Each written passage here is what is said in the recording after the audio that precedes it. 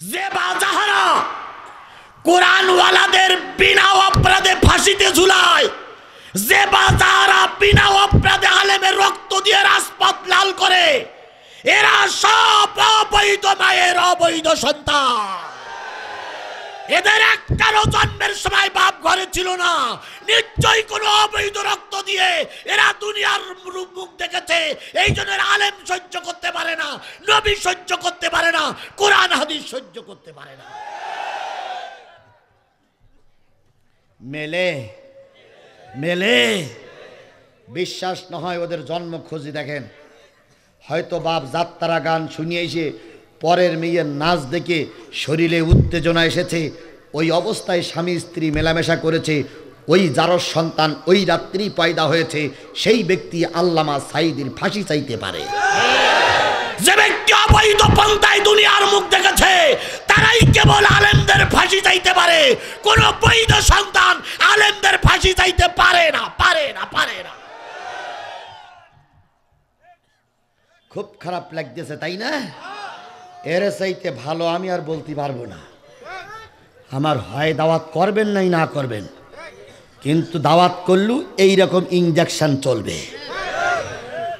যে কটা দাওয়াত হয় সেই কটাই ভালো। আমার ভাইয়েরা, আমরের মা যখন প্রতিজ্ঞা করলেন তুই তো অবৈধ পন্থায় জন্ম নিস নাই, তরবারিখানা পড়ে গেল। নবীজি বুকের ভিতরে জড়াই ঢলে বললেন, আমর কালকে বাদে পরশুদিন, কালকে উহুদের ময়দানে যাব, 300 লোক নিয়ে এক হুজুর কেটে পড়েছে, তুমি আসলে আমি খুশি হব। আমর বলল দেখা যাবে। নবীজি দোয়া করে চলে গেলেন। পরের দিন সকালবেলা নবী কয়শো লোক নিয়ে যুদ্ধের ময়দানে, 700 লোক নিয়ে উহুদের ময়দানে চলে গেলেন। আল্লাহর নবী যখন যুদ্ধের ময়দানে যায়, যারা যেতে পারেনি তারা দোয়া করতেছে, আর বুড়ি মা সকালবেলা ঘুম থেকে জেগে বারান্দায় ছোটাছুটি করে আর নবীর জন্য দোয়া করে, ছোটাছুটি করে আর নবীর জন্য দোয়া করে। এমত অবস্থায় আমরের ঘুম ভেঙে গেল। ও মা, মা তুমি কাঁদতেছো? কয় বাজান, তুই আমার 25 বছর মা বলে ডেকেছিস, আমার দেলটা না যতটা জুড়িয়ে গেছে, 2 দিনই নবী মোহাম্মদ আমারে মা বলে ডেকেছে, আমার দেলটা শান্তিতে পরিপূর্ণ হয়ে গেছে। সেই নবী বলে গেছে আজকে তিনি যুদ্ধের ময়দানে যাবে। যদি নবী যুদ্ধের ময়দানে শহীদ হয়ে যায়, আমি তোর বাবার নামে কসম খেয়ে বলতেছি, তোরে আমি সন্তান বলে পরিচয় দেব না, দেব না, দেব না। আমরের মনের ভিতরে একটা প্রতিক্রিয়া সৃষ্টি হলো। আমর বললেন, মা তুমি নাস্তা তৈরি করতে লাগো, আমি আসতেছি। আমর চলে গেলেন মদিনায়। যেয়ে দেখে একদল নারীরা মদিনার মসজিদের সামনে বসে আছে। ছোট ছোট বাচ্চাগুলো কোলে করে নিয়ে, বাচ্চাগুলো দুধে মুখ লাগায় না, মার চোখ দিয়ে পানি পড়ে, বাচ্চার চোখ দিয়ে পানি পড়ে। আমর জিজ্ঞেস করলেন, ও নারীরা তোমরা কান্দো কেন, বাচ্চাগুলো কাঁদে কেন? নারীরা উত্তর দিল, তুমি কি জানো না নবী মোহাম্মদ উহুদের ময়দানে গেছে? নবীকে এত বেশি বাচ্চারা ভালোবাসে, নবীর মহাব্বতে পড়ে বুকের দুধ খাওয়া ওরা বন্ধ করে দিয়েছে। তোমরা কান্দো কেন? কই নবীরে ভালোবাসি তাই। আমর ওখান থেকে চলে গেলেন মদিনার মসজিদে। যেয়ে দেখে একদল বুড়া মানুষ লাইন দিয়ে বসে হাউমাউ করে কাঁদতেছে। নবী জিজ্ঞেস করলেন, কাঁদো কেন? বুড়ারা বলল, তুই না একটা যুবক মানুষ, আল্লাহ নবী 700 লোক নিয়ে যুদ্ধে চলে গেছে, তুমি কি জানো না? কয় জানি। কয় নবী যদি শহীদ হয়ে যায়, আমরা বুড়ারা তোমাকে পিটাই পিটাই মেরে ফেলবো। আমরের দিলের ভিতরে পরিবর্তন হলো।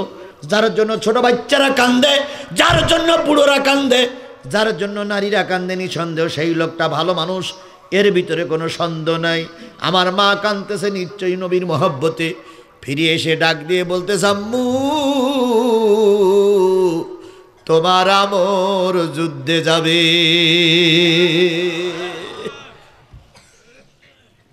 মায়ের দিলে শান্তি লাগলো। মা রান্নাঘরের ভিতর থেকে রুটি আর হালুয়া সামনে নিয়ে আসলো। আমর যুদ্ধের পোশাক পরলো, তরবারিখানা কোমরে নিল, ঘোড়াশালা থেকে বড় একটা ঘোড়া নিল, বাহির হয়ে মার মুখোমুখি। আমর বলতেছে, মা তুমি না নবীরে খুব ভালোবাসো তাই না? মা তাও তো বাসি। তুমি যে নাস্তাগুলো নিয়ে আসছো, এই নাস্তা খাতি দিয়ে যদি সময় লাগে, আরে যুদ্ধের ভিতরে যদি আল্লাহ নবী শহীদ হয়ে যায়, আল্লাহ নবীর কাছে মুখ দেখাতে পারবো না মা, পথ ছেড়ে দাও, তোমার আমর উহুদের ময়দানে চলে যাচ্ছে। মা পিছন দিক থেকে জামাটা টেনে ধরে বলতেছে, বাজার গতকাল গুন্ডামি করে বাড়ি এসেছিস, এখন তো তোর রাত্রে কিছু খাওয়া হয় নাই, এখন যদি তুই না খেয়ে যাস শক্তি সমাপ্ত হবে না, যুদ্ধের ময়দানে টিকতে পারবি না। আমর ডাক দিয়ে বলে, মা আল্লাহর পরে তোমার স্থান, তুমি আমার জন্য দোয়া করিও, যদি যুদ্ধের ময়দান থেকে গাজী হয়ে ফিরে আসতে পারি তোমার হাতের বানানো নাস্তা খাবো, আর যদি উহুদের ময়দানে শহীদ হয়ে যাই মা, জান্নাতের সিঁড়িতে আল্লাহ পাক নিজের হাতে তোমার আর আমার নাস্তা খাওয়াবে। আমর চলে গেলেন যুদ্ধের ময়দানে। নবী আর আবু সুফিয়ান বাহিনীর ভিতরে তুমুল যুগে যুদ্ধ চলছে। তাই মনে একটু অবাক হয়ে গেছে। শোনে, আচ্ছা আচ্ছা আচ্ছা আচ্ছা আচ্ছা হয়েছে, আমি কথাটা একটু শেষ করতে যদি আর 5টা মিনিট লাগে খুব কষ্ট হবে ভাই। তাহলে শেষ করব। এখনই যদি বন্ধ করে দিই আপনারা যাবেন আর বলবেন হুজুর কথাটা শেষ করলো না, তাই না ভাই? ভাই বসেন, আমার হয়ে গেছে। আমি জানতে যে আপনাদের কষ্ট হচ্ছে, খুব কষ্ট করে বসে আছেন, এটা আমি বুঝতে পারছি। তারপর আমার কথাটা শেষ করতে হবে, তা না হলে আমি জাতির কাছে ঋণী থাকবো। এই জন্য আমি তো যত তাড়াতাড়ি পারি শেষ করতেছি, যত তাড়াতাড়ি পারি। আমার ভাইয়েরা, আমর চলে গেলেন যুদ্ধের ময়দানে। আবু সুফিয়ান বাহিনীর সঙ্গে যুদ্ধ চলছে। আল্লাহ নবীর পিছনে যে আমর দাঁড়ায় বলতেছি, ইয়া রাসূলুল্লাহ, ইয়া হাবিবাল্লাহ, নবী গো, আপনার আমর উহুদের ময়দানে এসেছে।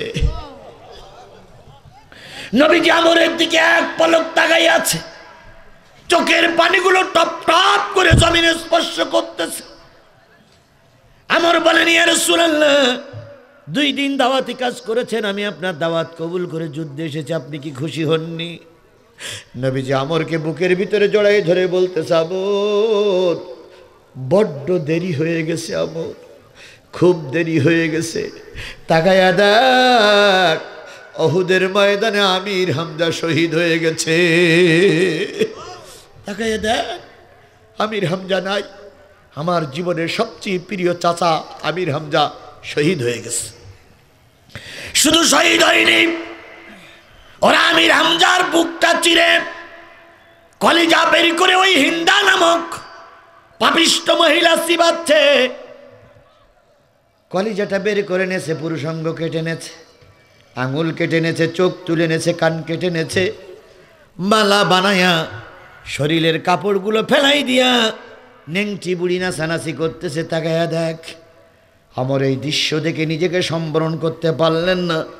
আমর বলেন, ইয়া রাসূলুল্লাহ, প্রতিশোধ নেবার জন্যই যুদ্ধের ময়দানে যাচ্ছি, আপনি দোয়া করুন আমি যেন এর প্রতিশোধ দিতে পারি। যখন আমার চলে যায়, নবী পিছন দিক থেকে জামাটা টেনে ধরে বলতেছে, আমর রে, যাওয়ার আগে কালেমাটা এটা একটু পড়ে যা। এই যুদ্ধে যদি তুই শহীদ হয়ে যাস রে আমর, আমি নবী তোর জন্য জান্নাতের জিম্মাদার।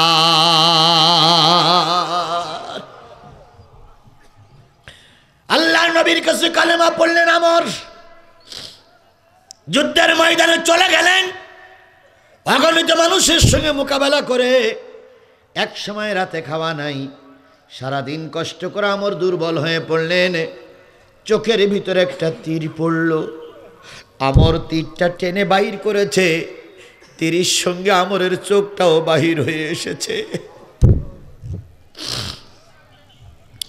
আমর তীরটা উঁচু করে বলতেছ, আল্লাহ, 2 ঘন্টা আগে আমরের এই রক্ত ছিল কাফেরের পক্ষে, 2 ঘন্টা পরে আমরের এই রক্ত উহুদের দিন কায়েমের পক্ষে।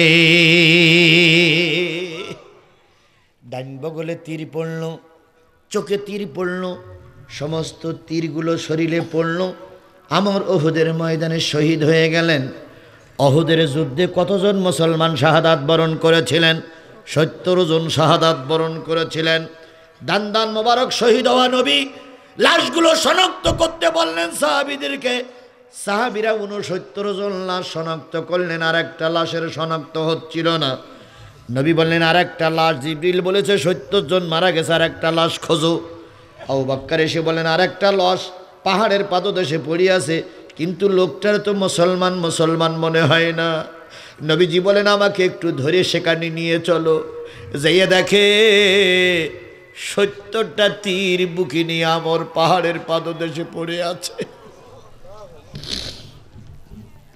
কারণ না কারো রক্ত না দিলে ইসলাম কায়েম হয় না। কথা বলেন ঠিক না বেঠিক? যদি আবু সাইদ রক্ত না দিত হয়তো স্বাধীনতা আসতে আরো দেরি হয়ে যেত।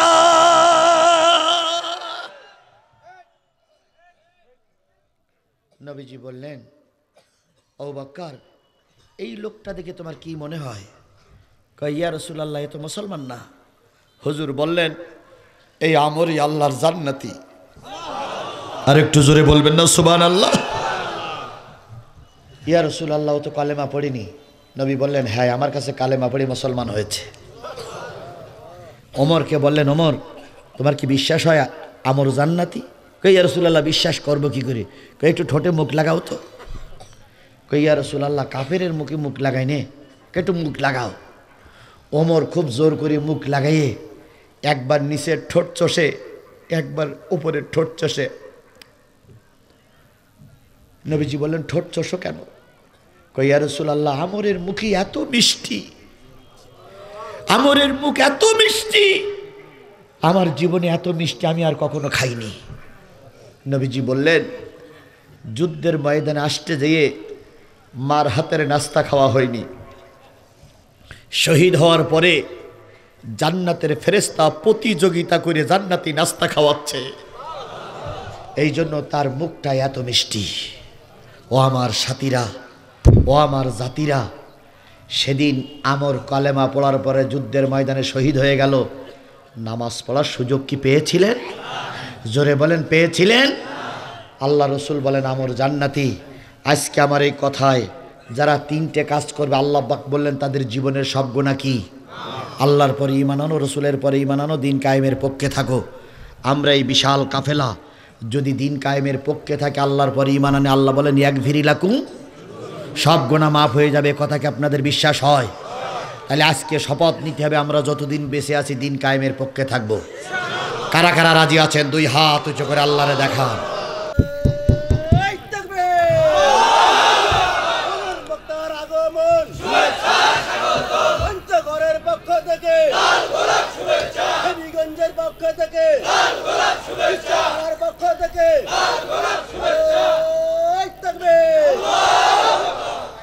আসসালামু আলাইকুম ওয়া রাহমাতুল্লাহি ওয়া বারাকাতুহু। পঞ্চগড়ের মুসলমানেরা ভালো আছেন তো আপনারা? আল্লাহ তার গোলামকে এখনো বাঁচাই রেখেছে, আলহামদুলিল্লাহ। সুস্থ আছি আলহামদুলিল্লাহ। নাহমাদুহু ওয়া নাস্তাঈনুহু ওয়া নাস্তাগফিরুহু ওয়া نعوذ بالله من شرور أنفسنا ومن سيئات أعمالنا. من يهده الله فلا مضل له ومن يضلله فلا هادي له. ونشهد أن لا إله إلا الله وحده لا شريك له الذي أرسله بالحق بشيرا ونذيرا وداعيا إلى الله بإذنه وسراجا منيرا. فقد قال الله تعالى في كلامه المجيد وفرقانه الحميد.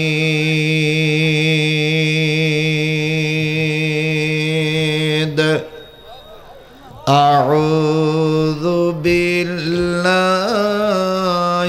من الشيطان الرجيم بسم الله الرحمن الرحيم يا أيها الذين آمنوا هل أدلكم على تجارة تنجيكم من عذاب أليم تؤمنون بالله ورسوله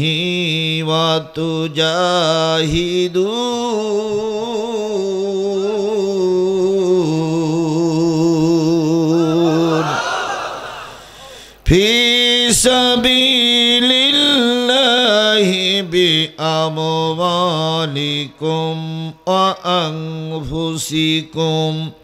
ذلكم خير لكم إن كنتم تعلمون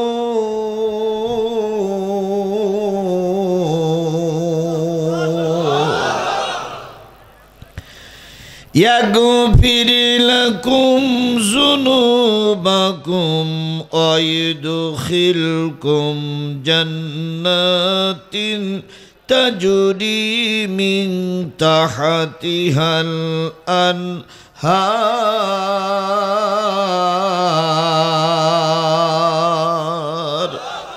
ومساكن طيبة في جنات عدن ذلك الفوز العظيم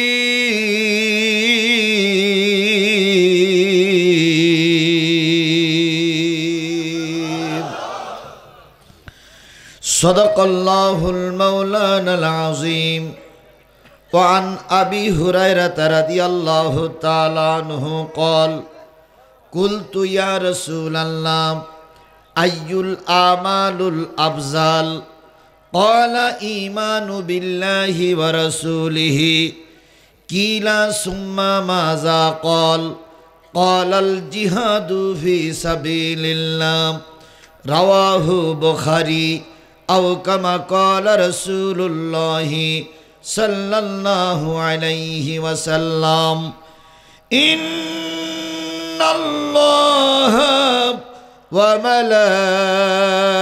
وملائكته يصلون على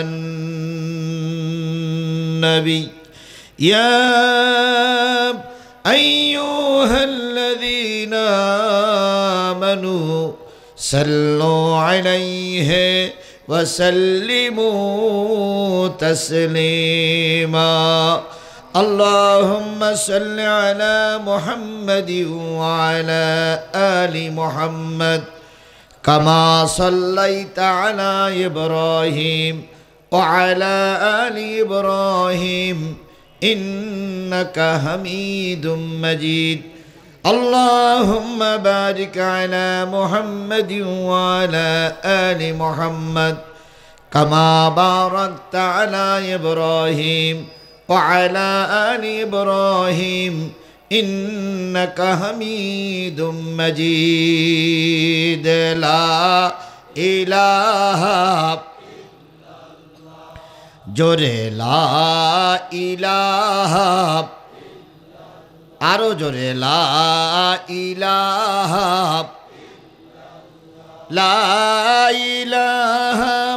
ইল্লাল্লাহ মুহাম্মাদুর আকাশ নীলে নীলে মেঘের ঝিলে ঝিলে ওই নামেরই সুর শোনা যায়, হলে আপন হারা লা ইলাহা লা ইলাহা লা ইলাহা ইল্লাল্লাহ মুহাম্মাদুর। সকলে জবান খুলে একসাথে এক বাক্যে বলছি সাল্লাল্লাহু আলাইহি ওয়াসাল্লাম।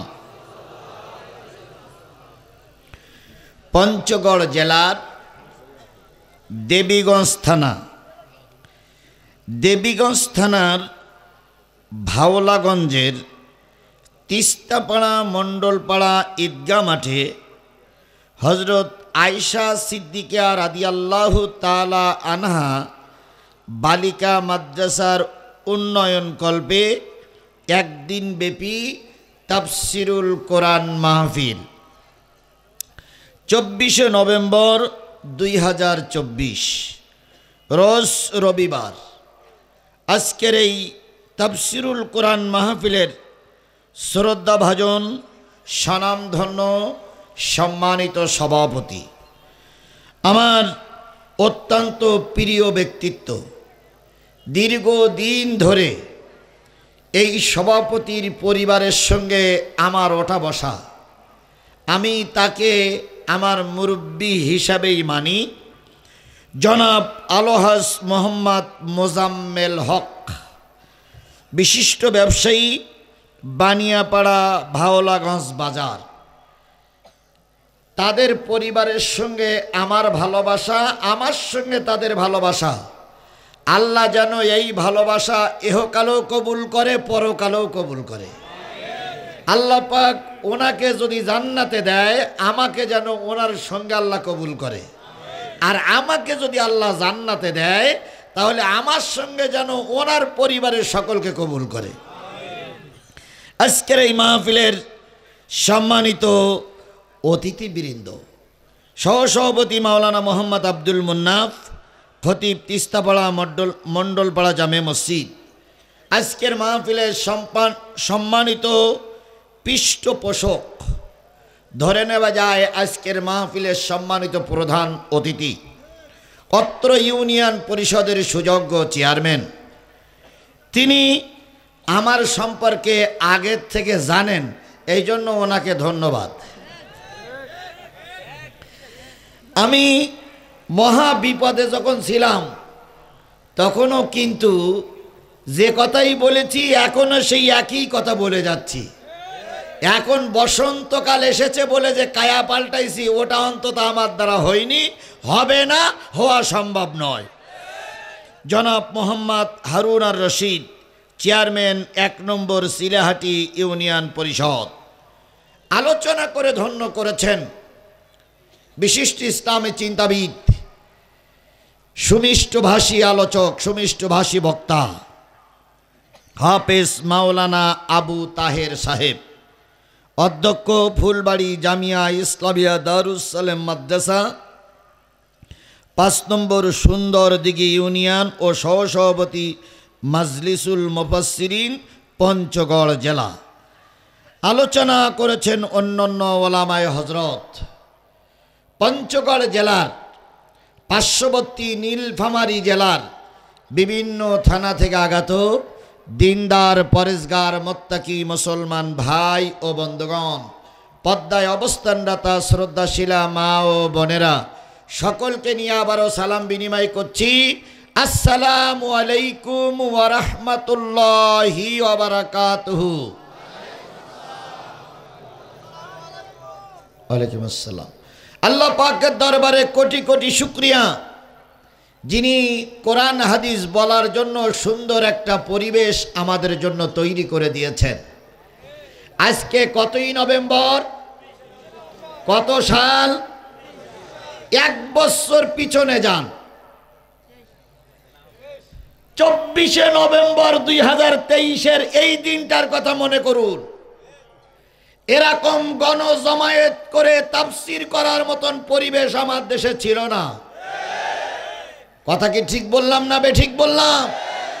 আজকের মাহফিলের অতিথিদের দেখলে মন ভরে যায়।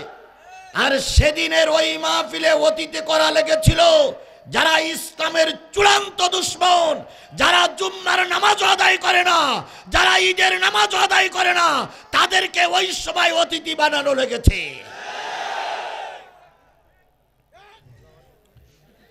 এরপরে বক্তা আসলে বক্তাকে বিভিন্ন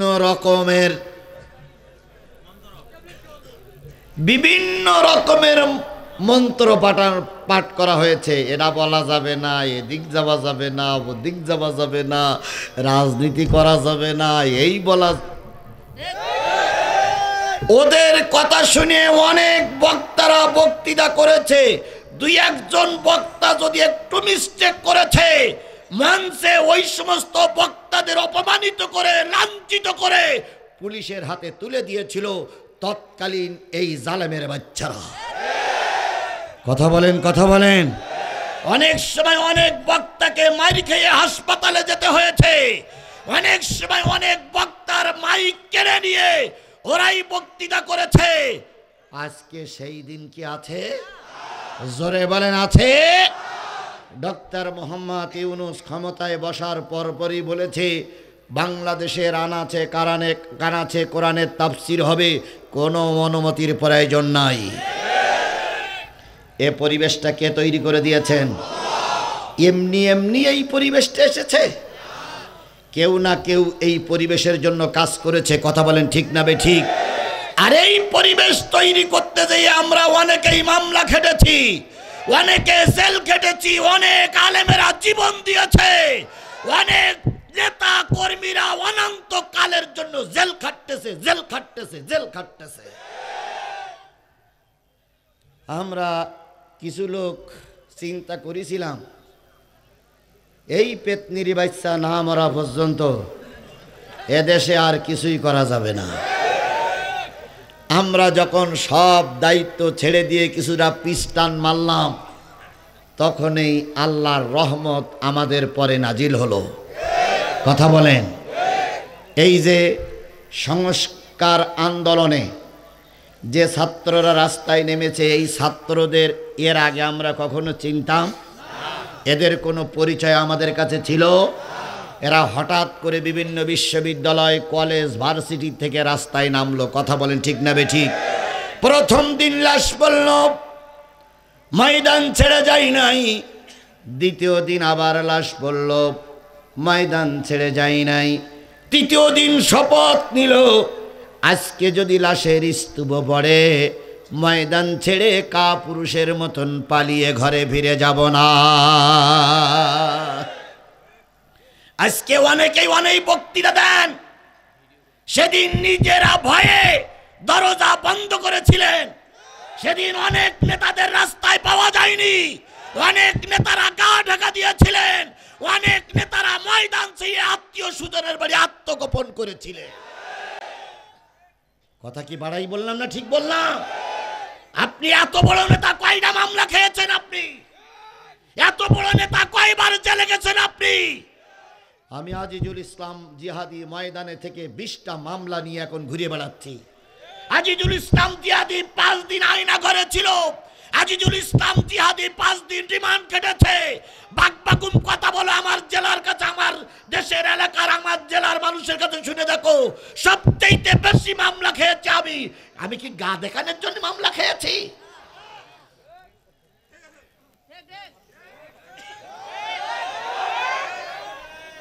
তাহলে সেদিনের কথা স্মরণ করুন, যেদিন ওরা আমাদের মাহফিল করতে দেয়নি। কথা বলেন।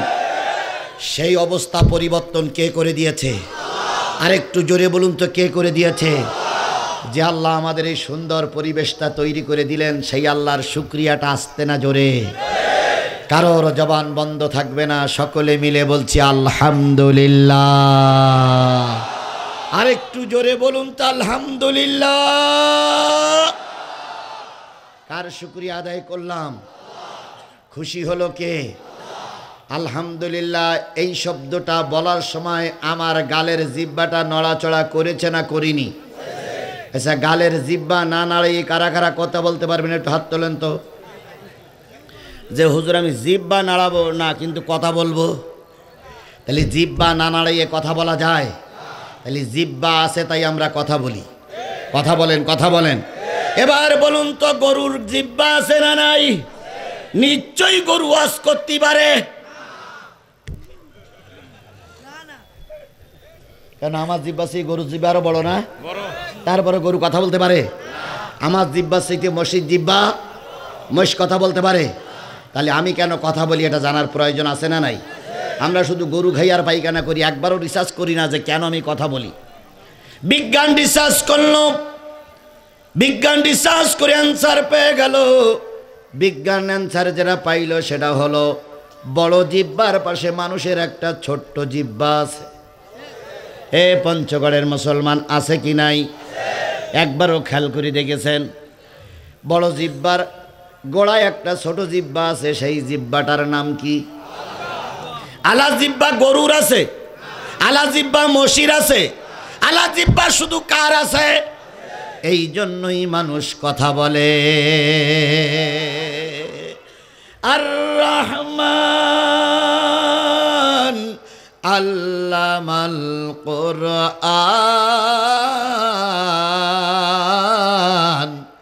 খালাকাল ইনসান আল্লামাহুল বায়ান।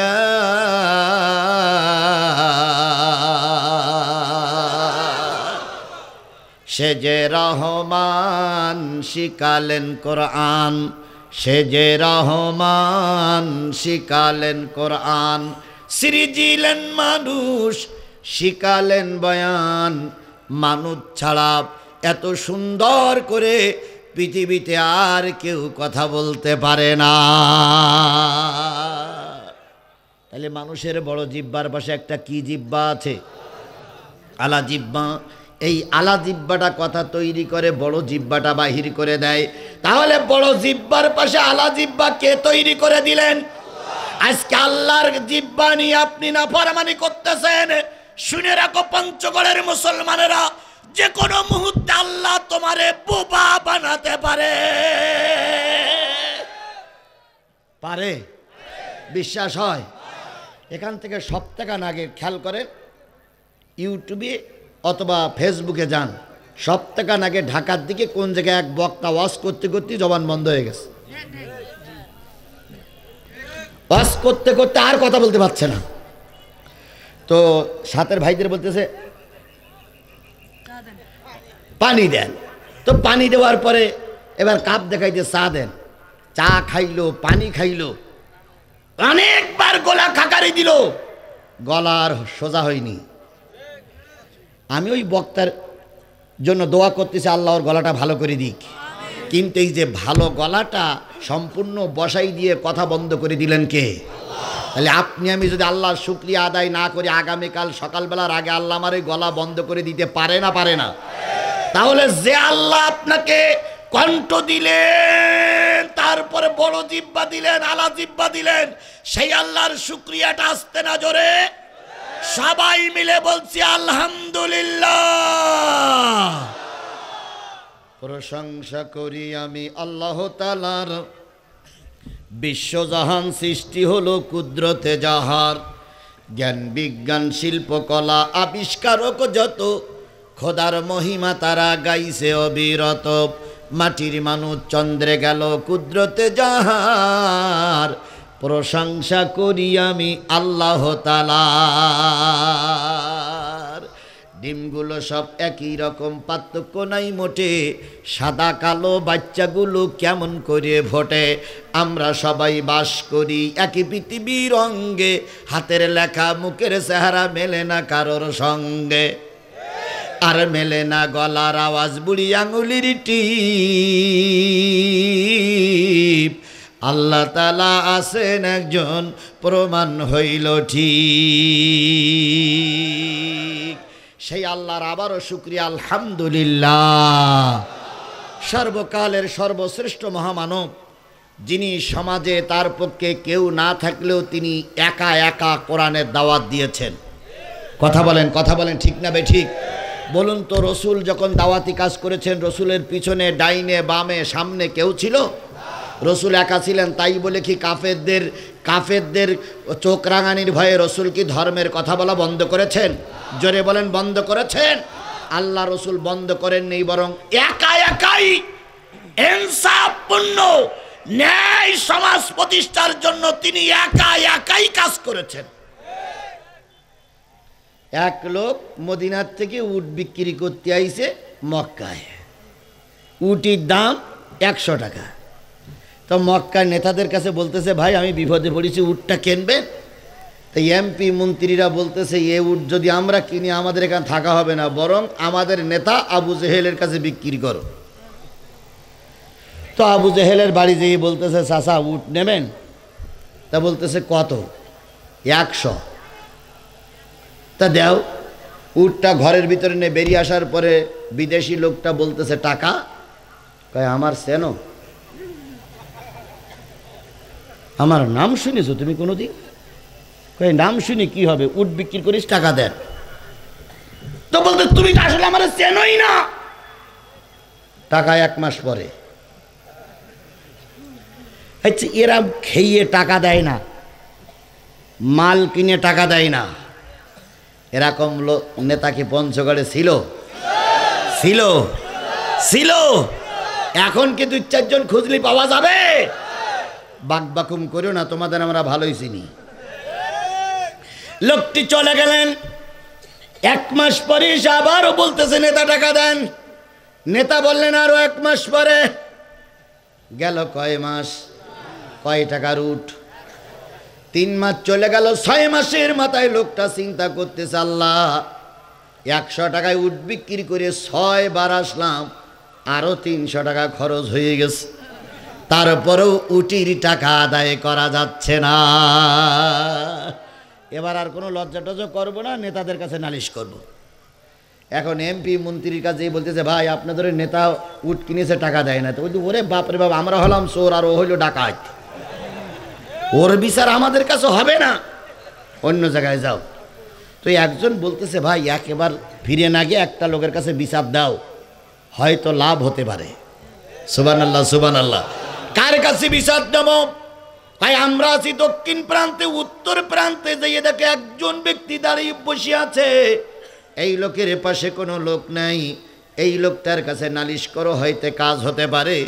ওই লোকটি উত্তর প্রান্তে যাইয়া দেখে একা একা আমার নবী বসে আছে, ডাইনে বামে পিছনে সামনে কোনো লোক, একা একা নবী ধ্যানমগ্ন আছে। লোকটি এসে সালাম বিনিময় করে বলতেছে, ভাই আপনাদের ওই নেতার কাছে উট বিক্রি করেছি 6 মাস, 6 মাস টাকা দেয় না, আসতে যাতে আরও 300 টাকা খরচ হয়ে গেছে, যদি একটু উটির টাকাটা আদায় করে দিতেন ভালো হতো। নবীজি সাল্লাল্লাহু আলাইহি সাল্লাম শোনার সাথে সাথেই লোকটার হাতখানা ধরে নেতার বাড়ির সামনে যেয়ে বলতেছে, নেতা নেতা নেতা, কি হয়েছে? এ লোকের কাছ থেকে উট কিনেছেন? আবু জেহেল বলছে, কিনেছিলাম। টাকা দেন না কেন? আবু জেহেল তখন উট বিক্রেতার কাছে বলছে, তুমি আমার এনার কাছে নালিশ করতে গেছাও? বলতেছে, ওসব কথা বাদ, টাকা দেন। আবু জেহেল বলতে, ভাতিজা আমি একটু ঘরের ভিতরে যাই। ঘরের ভিতরে যাই 100 টাকা এনে বলতে, এই নাও টাকা নাও, একটু দেরি হয়ে গেছে, কিছু মনে করিও না। লোকটা টাকা নিয়ে ধন্যবাদ দিয়ে চলে গেল। এবার মন্ত্রী এমপিরা যেয়ে বলতেছে, নেতা সেই তো টাকা দিলেন, 6 মাস দেরি করলেন কেন? তাহলে আপনি যে মুহাম্মাদের বিরুদ্ধে কথা বলেন, মুহাম্মাদের ভয় তো আপনি ঠিকই পান। আবু জেহেল তখন বলতেছে, শোন, টাকা আমি এমনি এমনি দেইনি, আমি যা দেখেছি তা যদি তোরা চোখে দেখতিস তোদের সব পাইখানা হয়ে যেত।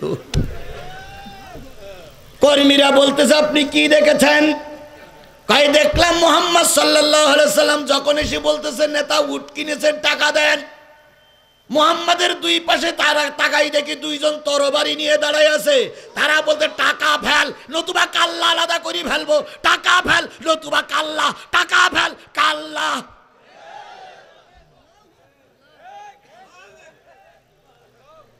এই কথা শোনার পরে আমি আর দেরি করতে পারিনি, টাকা এনে দিয়েছি, লোকটা চলে গেছে। আমার আলোচনার বিষয় হচ্ছে রসুলের পক্ষে কেউ ছিল না, কিন্তু তিনি ছিলেন একা। আর তার পক্ষে ছিল কে? আরো জোরে বলেন, তার পক্ষ ছিল কে? আমরাও খেয়াল করেছি অনেক বড় বড় তাফসীর মাহফিলে ডাইনপন্থী বামপন্থী নেতারা যারা দাওয়াত করে নিয়ে আসতো, তারা কেউ আমার সামনে থাকতো না। আমি একাই ময়দান কাঁপাইয়েছি, অনেক নেতারা পালিয়ে চলে গেছে। আমি জানতাম আমার পক্ষে কেউ নাই, কিন্তু আছে আমার আল্লাহ।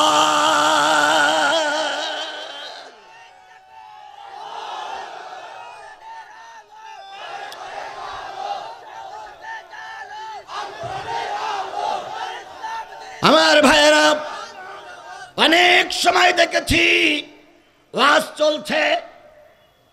চলছে, চারিদিক ঘিরে ফেলেছে। শিবিরের সভাপতি এসে বলতেছে, হুজুর লাইন খারাপ। কেন রে বাপ? কয় মঞ্চের পিছনে টিছনে সব জায়গায় পুলিশ, আজকে আপনার গুলি করে মারবেই। আমি বললাম তাহলে কি করব? শিবিরের সভাপতি বলতে, হুজুর কাজ চালাই যান, দেখি কি করা যায়।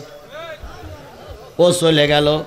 কিছু ছেলেদের নিয়ে একটা কি যেন জটলা করে এসে আমার কাগজে লিখাই দিল, হুজুর ওয়াজ চালাই যান, মোনাজাত করার আগে অর্ধেক আপনি করবেন, আর অর্ধেক পাশে দ্বিতীয় বক্তা আছে ওরে দেবেন।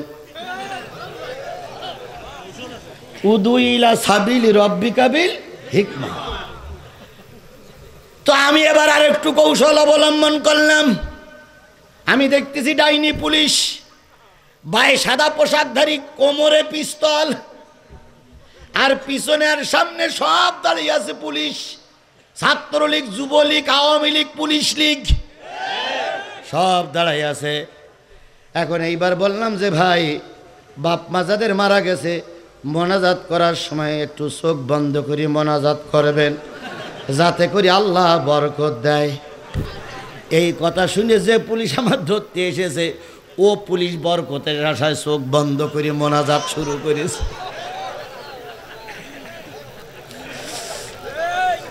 ও একটু বরকত নেবে, আইয়েছে হুজুর মাতকে আর বরকত নে বাড়ি যাবে। যাই হোক, কোরআন শরীফ সামনে, কোনো বানানো কথা বলে আমি আপনাদের মন জয় করতে চাইনি। এবার ওরা চোখ বন্ধ করে মোনাজাত শুরু করেছে। এবার আমি বলতেছি, রব্বানা যালামনা আনফুসানা ওয়া ইল্লাম তাগফির লানা ওয়া তারহামনা লানাকুনান্না মিনাল খাসিরিন আল্লাহুম্মা রাব্বিরহামহুমা। এই হুজুরির বললাম এখান থেকে শুরু করো, বলতে কামা রব্বা ইয়ানি সগীরা। ওর কাছে দিয়ে আমি বামের দিক থেকে শিবিরের সেই কেটে বললাম। মোনাজাত হইল 15 মিনিট ধরে, তার ভিতরে আমি গাড়িতে চলে 10 কিলোমিটার চলেই গেছি। এরপরে মোনাজাত শেষ করার পরেই পুলিশ, ছাত্রলীগ, যুবলীগ দ্বিতীয় বক্তা ধরেছে, এই ওয়াজ করলি কেন? দ্বিতীয় বক্তা বলতেছে, কার কি বলতেছেন আপনি? তো বলতে, তুমি সে জিয়াদি না কর সন্ধ্যাকের দিন, আমি সে জিয়াদি কিনা সন্ধ্যাকের দিন আপনি, আমি জিয়াদি, সে কলে গেছে তার ঠিক নাই।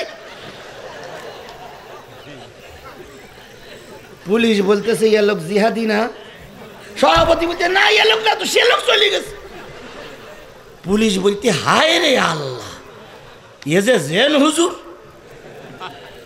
সেইখান থেকে আমার বাংলাদেশে একটা নাম আছে, আমি নাকি জেন হুজুর। আসলে আমি জেন নয়। তাহলে চিন্তা করুন তো, সেদিন কত বড় কৌশল অবলম্বন করে বেরিয়ে যেতে হয়েছিল। সেদিন আওয়ামী লীগ, যুবলীগ, ছাত্রলীগ, পুলিশ লীগ সব আমার বিরুদ্ধে ছিল। সেদিন ময়দানে কথা কম বলিনি, আর আজকে ডাইনে বামে পিছনে সামনে উপরে নিচে সব ডাইনপন্থী লোক, সব আমার লোক। আজকে কথা গোপন করার প্রশ্নই ওঠে না, প্রশ্নই ওঠে না, প্রশ্নই ওঠে না।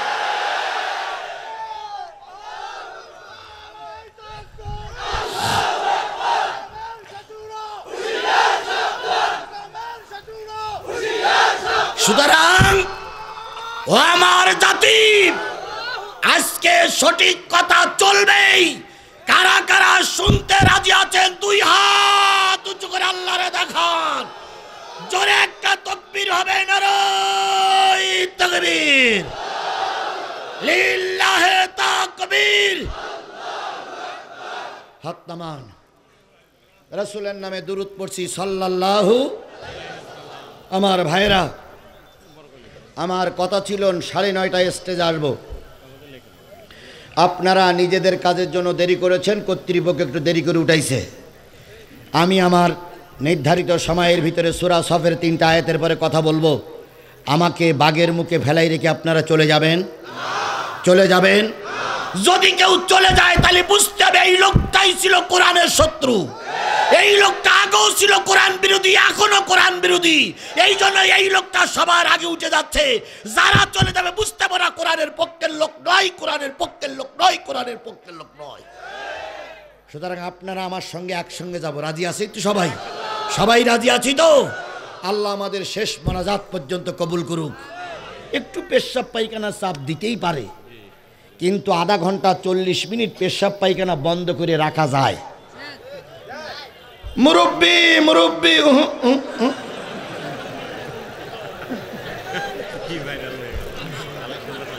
আল্লাহ আমাদের শেষ মোনাজাত পর্যন্ত কবুল করুক। সকলে মিলে বলুন আমিন। যে লোকগুলো বসে আছেন ওঠার চেষ্টা করবেন না, দেখেন না চারিপাশে কত লোক দাঁড়িয়ে আছে। আমি জানি এখন কাজের সময় দীর্ঘক্ষণ ওয়াজ করব না, প্রয়োজনীয় কথাগুলো বলে দোয়া নিয়ে চলে যাবে। আগামীতে আবার অনেকক্ষণ ধরে ওয়াজ হবে, কারণ আজকে যদি অনেক রাত পর্যন্ত কথা শোনেন আগামীকাল কাজ আপনাদের ক্ষতি হবে। অর্থনীতিরও প্রয়োজন আছে, কথা বলেন ঠিক না ঠিক? সুতরাং আমি আপনাদের সময়ের দাম দিয়ে তাড়াতাড়ি বিদায় নেব। তার আগে আমার দাবি, কোরআনের খাতিরে, কোরআনের জন্য, শুধুমাত্র কোরআনের জন্য মোনাজাত না হওয়া পর্যন্ত আমরা ময়দান ছেড়ে দেব না। যদি আপনি যান তাহলে বুঝবা আপনি জাতির সঙ্গে মুনাফিকি করতেছেন, কোরআনের সঙ্গে মুনাফিকি করতেছেন, আলেমদের সঙ্গে মুনাফিকি করতেছেন। আশা করি মুনাফিকি আমরা কেউ করব না। রাজি আছি? আমি অনেক জায়গায় অনেক মাদ্রাসা দেখি, কিন্তু ব্যতিক্রম একটা মাদ্রাসা হলো হযরত আয়েশা সিদ্দিকা রাদিয়াল্লাহু তাআলা আনহা বালিকা মাদ্রাসা। এই মাদ্রাসাটা নবীর স্ত্রী, কুমারী স্ত্রী আয়েশার নামে, সুবহানাল্লাহ বলেন। এই মাদ্রাসাটা টিকে থাক, এটা কি আপনারা চান? কিভাবে চান? আজকে বাড়ি যেয়ে উজু করে 12 রাকাত তাহাজ্জুদের নামাজ পড়বেন, ঠান্ডা পানি দিয়ে উজু করে তাহাজ্জুদের নামাজ পড়ে আল্লাহর কাছে দোয়া করবেন, আল্লাহ তুমি তো জানো ধর্ম টিকে থাকার দরকার। এই আয়েশা সিদ্দিকা রাদিয়াল্লাহু তাআলা আনহা বালিকা মাদ্রাসাটা কিয়ামত পর্যন্ত টিকাই রাখো। কান্তি কান্তি 1 প্লেট চোখের পানি ফেলবেন, আগামীকাল এসে জিজ্ঞেস করবেন খবর কি, মাদ্রাসা ভালো না মন্দ। কমিটির লোক বলে মাদ্রাসার অবস্থা খারাপ। তাই কালকে তো 1 প্লেট পানি ফেলাইছি আল্লাহর কাছে, কাজ হয়নি। কমিটির লোক তখন বলবে 1 প্লেট পানি ফেলানো লাগতো না, যদি মাদ্রাসায় কালকে 50টা টাকা দিতে এই মাদ্রাসা বন্ধ হতো না। তাহলে এই মাদ্রাসাটা টিকাই রাখার জন্য 2টা কাজ করতে হবে। 1 নম্বর কাজ হচ্ছে এই মাদ্রাসায় ছাত্রী দেওয়া লাগবে। যদি ছাত্রী না থাকে তাহলে মাদ্রাসা এমনি এমনি বন্ধ হয়ে যাবে। 2 নম্বরে নিজের উপার্জিত পয়সা দিয়ে এই মাদ্রাসায় সাহায্য করতে হবে, যাতে করে মাদ্রাসাটা বন্ধ না হয়ে যায়। তাহলে আমার সঙ্গে কি আপনারা একমত? কিন্তু সবারই ছাত্রী নাই, সবার পকেটে কম বেশি টাকা আছে।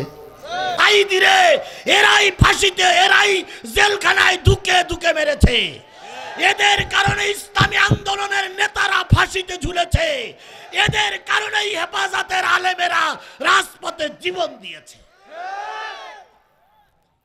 এদের কারণেই আল্লামা সাঈদীর রায়ের পরে 300 লোক রাজপথে গুলি করে মেরেছে। এরাই এরাই এরাই সংস্কার আন্দোলনে 1500 লোক এরাই গুলি করে মেরেছে।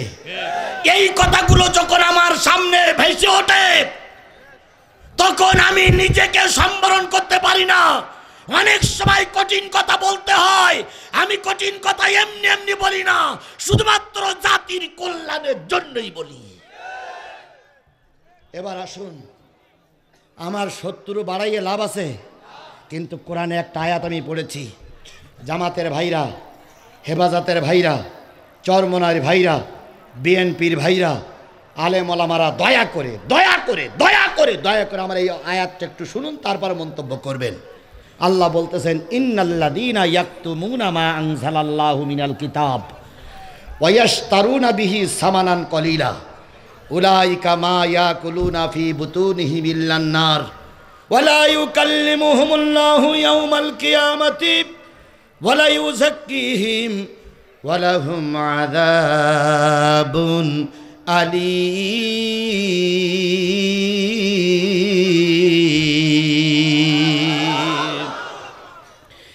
ইন্নাল্লাযীনা ইয়াকতুমুনা, আলেমরা একটু খেয়াল করুন, হুজুররা একটু খেয়াল করুন, বক্তারা একটু খেয়াল করুন।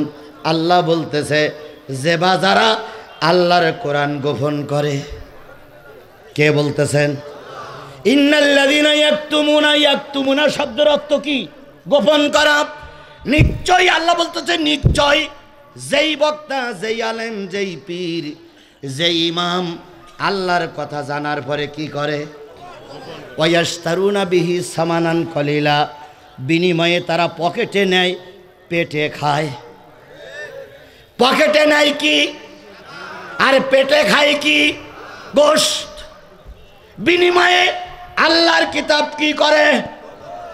ওয়া ইয়াশতারুনা বিহি সামানান কলিলা উলাইকা মা ইয়াকুলুনা ফি বুতুনিহিম ইল্লান নার। আল্লাহ বললেন যেই বক্তা টাকা নিল, পেটে খেলো, কোরআনের হক কথাগুলো বলল না, ওরা পেটে আর পকেটে আগুন ছাড়া অন্য কিছু ঢুকায় না।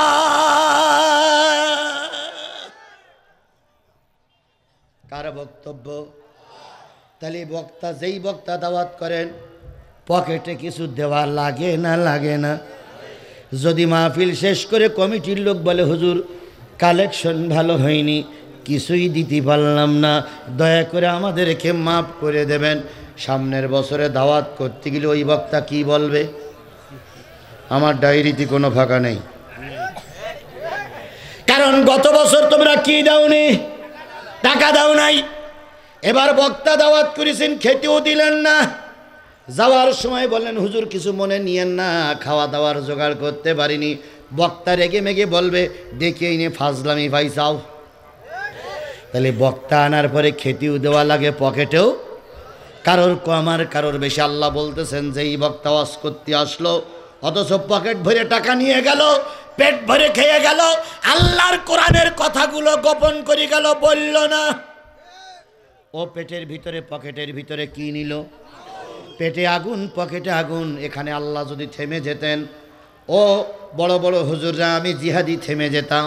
তোমরা যে আমার ব্যাপারে অনেক সমালোচনা করো, আল্লাহর কসম এই বাংলাদেশের কেউ যদি আমার পক্ষে না থাকে, আমার আল্লাহ যদি আমার পক্ষে থাকে, আমি হকের দাওয়াত দিয়ে যাবই যাব।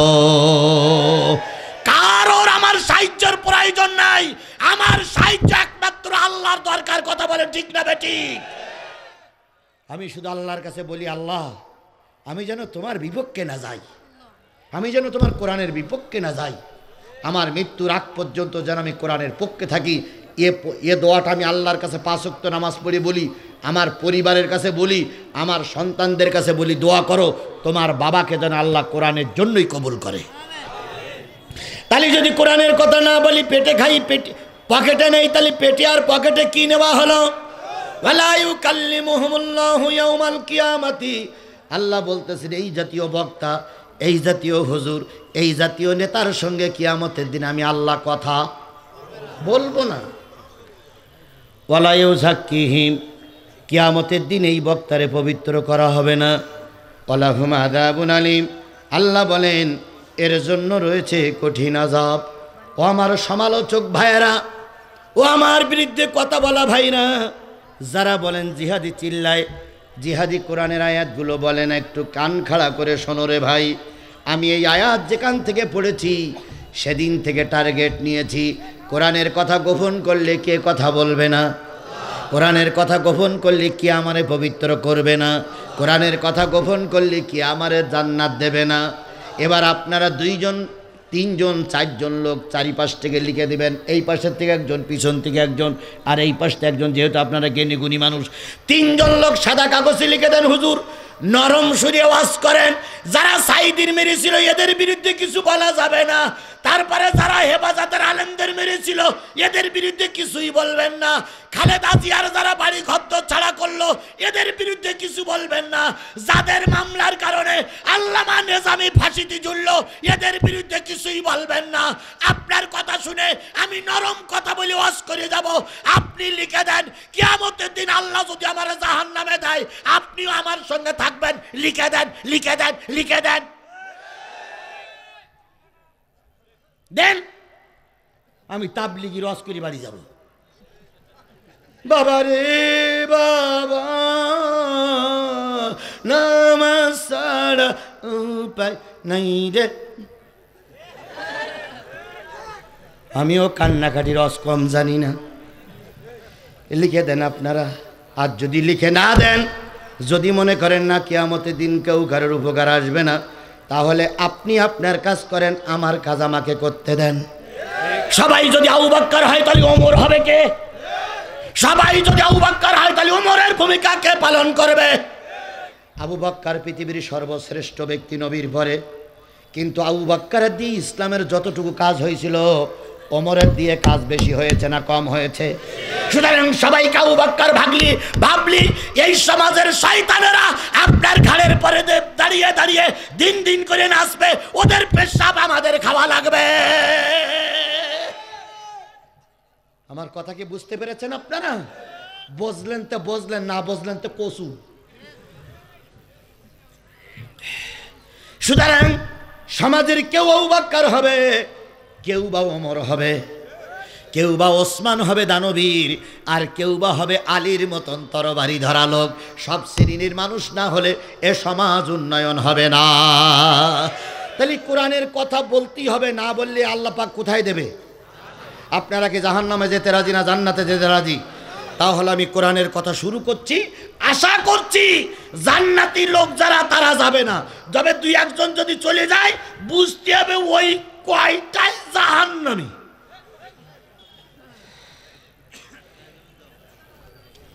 তাহলে আমার সঙ্গে আপনারা শেষ মোনাজাত পর্যন্ত থাকবেন তো? কিছু কিছু লোক মনে করতেছে হুজুর যেভাবে বানবন্দি নিয়ে আমাদের বেঁধে ফেলল, তে ফজরের আজান না দিলে মনে হয় ছাড়বে না। না ভাই, আমি গুনে গুনে আর মাত্র 40টা মিনিট কথা বলবো। কতক্ষণ? এই 40 মিনিটের ভিতরে পেশাব লাগুক পায়খানা লাগুক প্রয়োজনও থাক, ওঠা যাবে না। যদি উঠতেই চান এখনই ওঠেন, এক্ষুনি ওঠেন। ওই যে একজন লোক উঠে যাচ্ছে, ওই হলুদ গেঞ্জি, যাক। আর কারা যাবেন? আর কে যাবেন? উনি হইল মুরব্বী।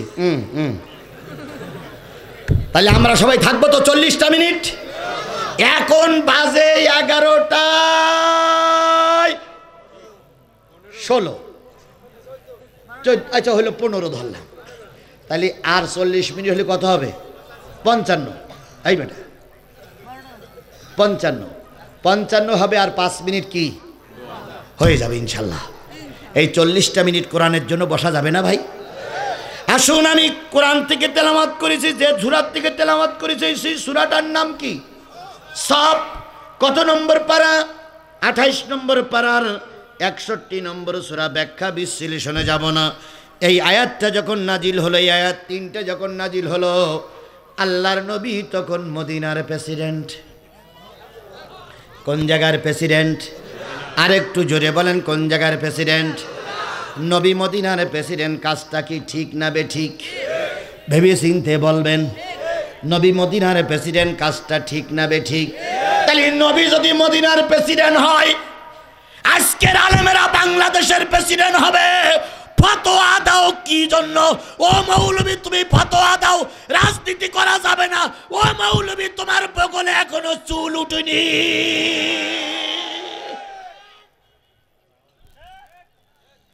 52টা বছরে দেশে ইসলামী রাজ কায়েমের জন্য আমরা চেষ্টা করছি। কয় বছর? এই 52 বছরের ভিতরে বহুত আলেমের জীবন দেওয়া লেগেছে, বহুত আলেমকে ফাঁসির কাস্টে ঝোলা লেগেছে। খালেদা জিয়াকে ক্যান্টনমেন্টের বাড়ি ছাড়তে হয়েছে। খালেদা জিয়ার অফিসে লাইট বন্ধ করে ঘাড় ধাক্কা দিয়ে খালেদা জিয়াকে বের করে দিয়েছে। কথা বলেন ঠিক না বেঠিক? হাজারো বিএনপির নামে লক্ষ লক্ষ মামলা ঝুলতেছে কিসের জন্য? গণতন্ত্রের উদ্ধারের জন্য। কথা বলেন ঠিক না বেঠিক? 52 বছর পর, এই 15.5 বছর আন্দোলনের পর আমরা গণতন্ত্রের মুখ দেখতে শুরু করেছি, তবে এখনো পুরোপুরি গণতন্ত্র আসেনি। এবার মৌলবীদের বলি, টুপিওয়ালাদের বলি, 52 বছর পর আল কোরআনের রাজ করার একটা পরিবেশ তৈরি করে দিয়েছেন কে? এবার যদি ইসলামী রাষ্ট্র কায়েম না হয়, তার জন্য একদল আলেম, একদল মৌলবী, একদল ইমামি দায়ী থাকবে। গোটা দেশে আমার সফর চলছে, গোটা দেশে আমি সফর করে যা আমি বুঝেছি, আল্লাহ যদি আগামী নির্বাচনে সব টুপিওয়ালাদের কোরআনের ছায়াতলে রাখে, তাহলে আমি জোর করে বলতে পারি সকল দলের দেখা শেষ, টুপিওয়ালার বাংলাদেশ।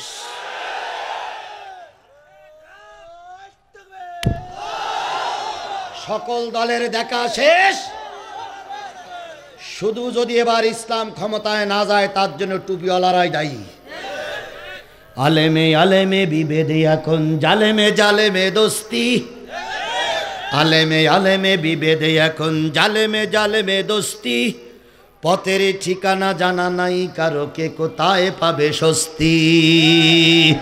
আলেমে আলেমে বিভেদে এখন জালেমে জালেমে দোস্তি, পথের ঠিকানা জানা নাই কারো, কে কোথায় পাবে স্বস্তি। এই আয়াত যখন নাজিল হলো, রসুল তখন কিসের প্রেসিডেন্ট? মদিনার প্রেসিডেন্ট হওয়ার পর সর্বপ্রথম কাফেরদের সঙ্গে একটা যুদ্ধ হয়েছিল। সেই যুদ্ধটার নাম কি? বদরের যুদ্ধ।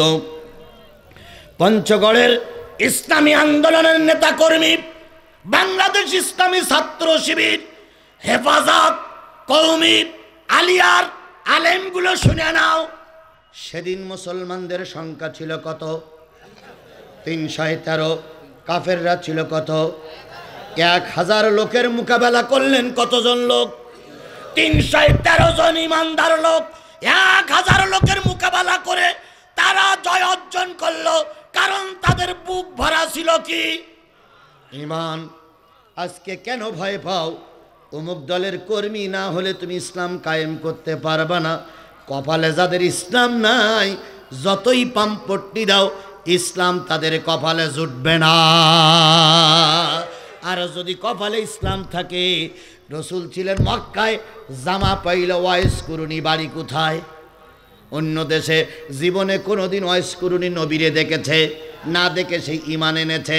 সুতরাং যাদের কপালে ইসলাম আছে, তারা এমনি এমনি দিন কায়েমের পক্ষে আসবে। আল্লাহর পথে চলো, আল্লাহকে হাজির নাজির জানো, আল্লাহ সাহায্য করবেই ইনশাআল্লাহ। ওয়ালা তাহিনু ওয়ালা তাহজানু ওয়া আনতুমুল আলাউনা ইন কুনতুম মুমিনিন। এই ওয়াজ আমরা মানুষের শোনাই, আবার আমাদের দিলের ভিতরে একটা চিন্তা, যদি আওয়ামী লীগ আমাদের পাশে না থাকে আমরা টিকতে পারবো না। মিথ্যে কথা, মিথ্যে কথা, মিথ্যে কথা, বানোয়াট কথা। আওয়ামী লীগ তোমাকে ক্ষমতায় দেবে না। ক্ষমতায় তোমাকে কে বসাবে? জোরে বলেন, কে বসাবে? সবাইকে যদি আপনি মাফ করে দেন, তাহলে আল্লামা সাঈদীর সঙ্গে গাদ্দারি করা হবে। সবাইকে যদি আপনি মাফ করে দেন, হেফাজতের আলেমদের সঙ্গে বেঈমানি করা হবে। সবাইকে যদি আপনি মাফ করে দেন, তাহলে এই 1500 শহীদ হলো, এদের আত্মার সঙ্গে গাদ্দারি করা হবে, বেঈমানি করা হবে, বেঈমানি করা হবে। আমিরে জামাত বলেছে, আমার পক্ষ থেকে আমরা দল হিসাবে মাফ করে দিলাম, কিন্তু উনি কিন্তু আবার শেষে বলেছে কি? কিন্তু। তার মানে কি? যারা প্রকৃত দোষী তাদের বিচার বা আদালতের মাধ্যমেই হবে। আমরা আইন হাতে তুলে নেব না, তবে আদালতের মাধ্যমে তাদের বিচার হবে। শেখ হাসিনার নামে ট্রাইব্যুনালে মামলা হয়েছে, মন্ত্রী এমপি সহ 45 জনের নামে মামলা হয়েছে। বাংলাদেশ জামাত ইসলামীর লোক বলেছে, আমরা বিনা বিচারে কাউকে ফাঁসিতে ঝুলাবো না। আমরা কি সেই মতে একমত? অবশ্যই একমত। তোমরা বিনা বিচারে আয়না ঘরে মেরেছ, তোমরা বিনা বিচারে রাস্তার 3 মাথায় আমার সন্তানকে গুলি করে মেরেছো। আমরা হিংস্র নই, আমরা অবশ্যই বিচারের মাধ্যমে তোমাদের রায় কার্যকর করব। এরপরও যদি বলেন যাদের ক্ষমা করে দিতে হবে, তাহলে আমার আর কিছু বলার থাকে না। এই জন্য এরা কিন্তু বসে নাই, এরা বসে আছে। আচ্ছা বাবা গেছিস থাক ওখানে চুপচাপ 2-4 মাস ওখানে বসে কল কাটায় নাড়া দিচ্ছে, আর বলতেছে আমি সীমানার পাশে আছি, চট করে ঢুকে পড়বো। কি তাই বলতেছে না, চট করে ঢুকে পড়বে না? তাই উনি আবার চট করে ঢুকে পড়বে আর আমরা আঙুল চলবো। ও যদি আবার চট করে ঢুকে পড়ে 18 কোটি মানুষ লাঠিতে তেল মাখাইয়ে পালিশ করবে। কথা বলে ঠিক না বেঠিক? এবার ঢোকার পরে আর জনগণ ক্ষমা করবে না, করবে না, করবে না। আইসো চট করিয়া আয়না ঘর তোমার জন্যে রাখছি গো সাজায়া। আইসো চট করিয়া আয়না ঘর তোমার জন্যে রাখছি গো সাজায়া। আমরা রিসিবিশনে বৈশাসি, রিসিবিশনে বৈশাসি জুতোর মালা লইয়া। আয়না ঘর তোমার জন্যে রাখছি গো সাজায়া। নির্বিচারে মারছো মানুষ ক্ষমতার লাগিয়া। মারিনি মারিনি মারিনি মারিনি, এ হলো রক্ত পিপাসু, এ হায় না। এর চাইতে আগের হুজুর বলতেছিল যে এর কোন ভাষা বলবো সে ভাষা আমার জানা নাই। এ হায় না, এ ডাইনি বুড়ি। আর তোমরা এখন যারা আওয়ামী লীগের নেতা কর্মী আছো তারা বাকবাকুম করতেছো। একবারও হিসেব করে দেখেছো বাংলাদেশ জামাত ইসলামের অনেক নেতা কর্মী ফাঁসিতে ঝুলেছে, তারা দেশ ছেড়ে পালাই যায়নি। খালেদা জিয়ারে কত বছর নির্যাতন চালালো, খালেদা জিয়া দেশ ছেড়ে পালাই যায়নি। এরশাদের গালাগালি দেয়, এরশাদ 10 বছর জেল খেটলো, পালাই যায়নি। আর তোমরা যে আম্মার পিছনে ঘরো, একটু কলকাটি নাড়া দেশে আর আম্মা বিমানে পড়ে চলে গেল। তোমাদের কথা একবারও ভাবলো না যে আমি মা চলে যাচ্ছি, সন্তানদের হবে কি? গাই গরু চলে গেল, বাসুরির কথা একবারও ভাবলো না। আর বাসুর এখন হাম্বা হাম্বা করতে চাও না।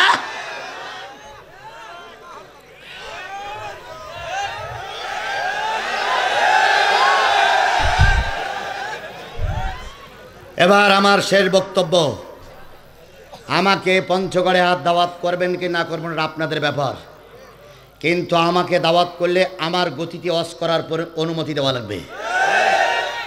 এখন যারা মাহফিল করতেছেন, যদি মনে করেন হুজুর আমাদের এই আলোচনায় আপনাদের ক্ষতি হবে, সাদা কাগজে লিখে দেন, আমি এক্ষুনি শেষ করব, তবে আমার আলোচনা আমার গতিতেই চলবে। একটা আলোচনায় একটা পঞ্চগড়ে যদি আমার মাহফিল না হয় আমার কোনো দুঃখ নাই, কিন্তু যতদিন বেঁচে আছি আমার গতিতে আলোচনা চলবেই চলবেই চলবে। আপনারা কি আমার সঙ্গে একমত? কারা কারা একমত 2 হাত উঁচু করে দেখান। বাস,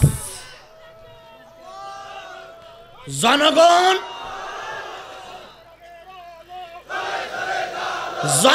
আর আল্লাহ যদি আমার সহায় থাকে, কে আমার বিরুদ্ধে স্ট্যাটাস দিল আর কে আমাকে নিয়ে সমালোচনা করলো, ওতে জিহাদির কেলাও আসে যায় না। আল্লাহর বান্দারা আমার সাথে আছে, আর আমার সঙ্গে আছে কে? আমাদের আর কোনো ভয় আছে? জোরে বলেন, ভয় আছে? আমি যদি এখন নরম নরম অস করি, কিছু লোক যাবে আর বলবে কি, এ জিহাদিয়া সে জিহাদি নেই। সামনের বার মাহফিলের যখন মাইকিং হবে তখন বলবে কি, ও হুজুরির অশ্বিনে লাভ নেই, আওয়ামী লীগের সময় খুব বাকবাকুম করতো, এখন ঠান্ডা হয়ে গেছে। তাহলে হক কথা বললেও কিছু লোক অসন্তুষ্ট হয়, আর হক কথা না বললে 99% জন মানুষ খারাপ মনে করে। আমার ভাইয়েরা, 40 মিনিট কিন্তু আপনারাই দিয়েছেন। যদি কেউ ওঠে তাহলে বুঝতে হবে যে 40 মিনিটই শত্রু। আমি আগেই বলেছিলাম না, যদি কারোর প্রয়োজনে এখনই ওঠেন, তখন ওঠেননি কেন? এখন উঠতেছেন কেন? তখন ওঠেননি কেন আপনি?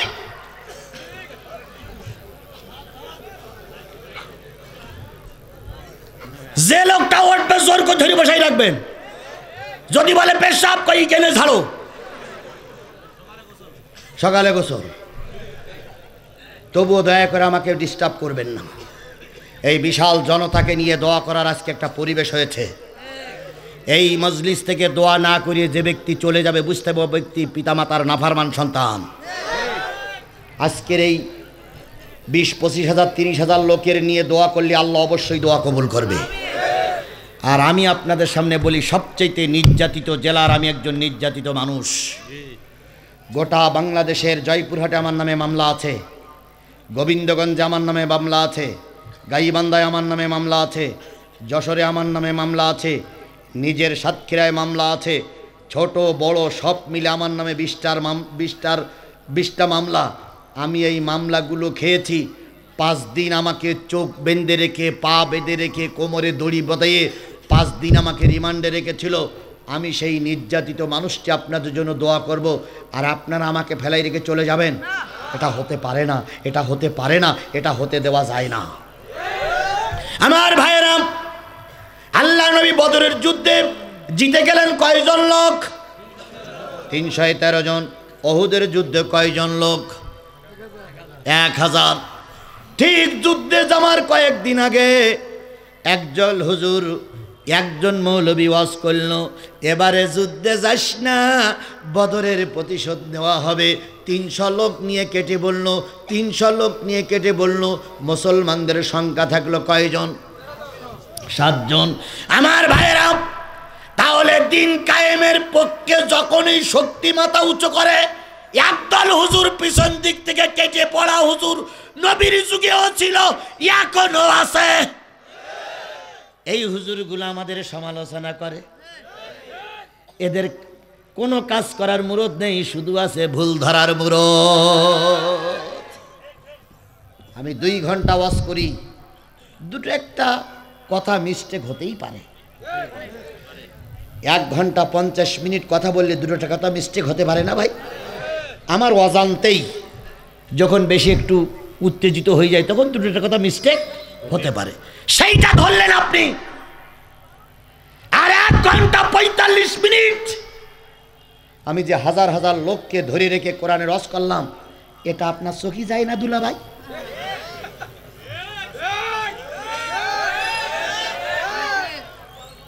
আপনার চোখে গেল কোনটা?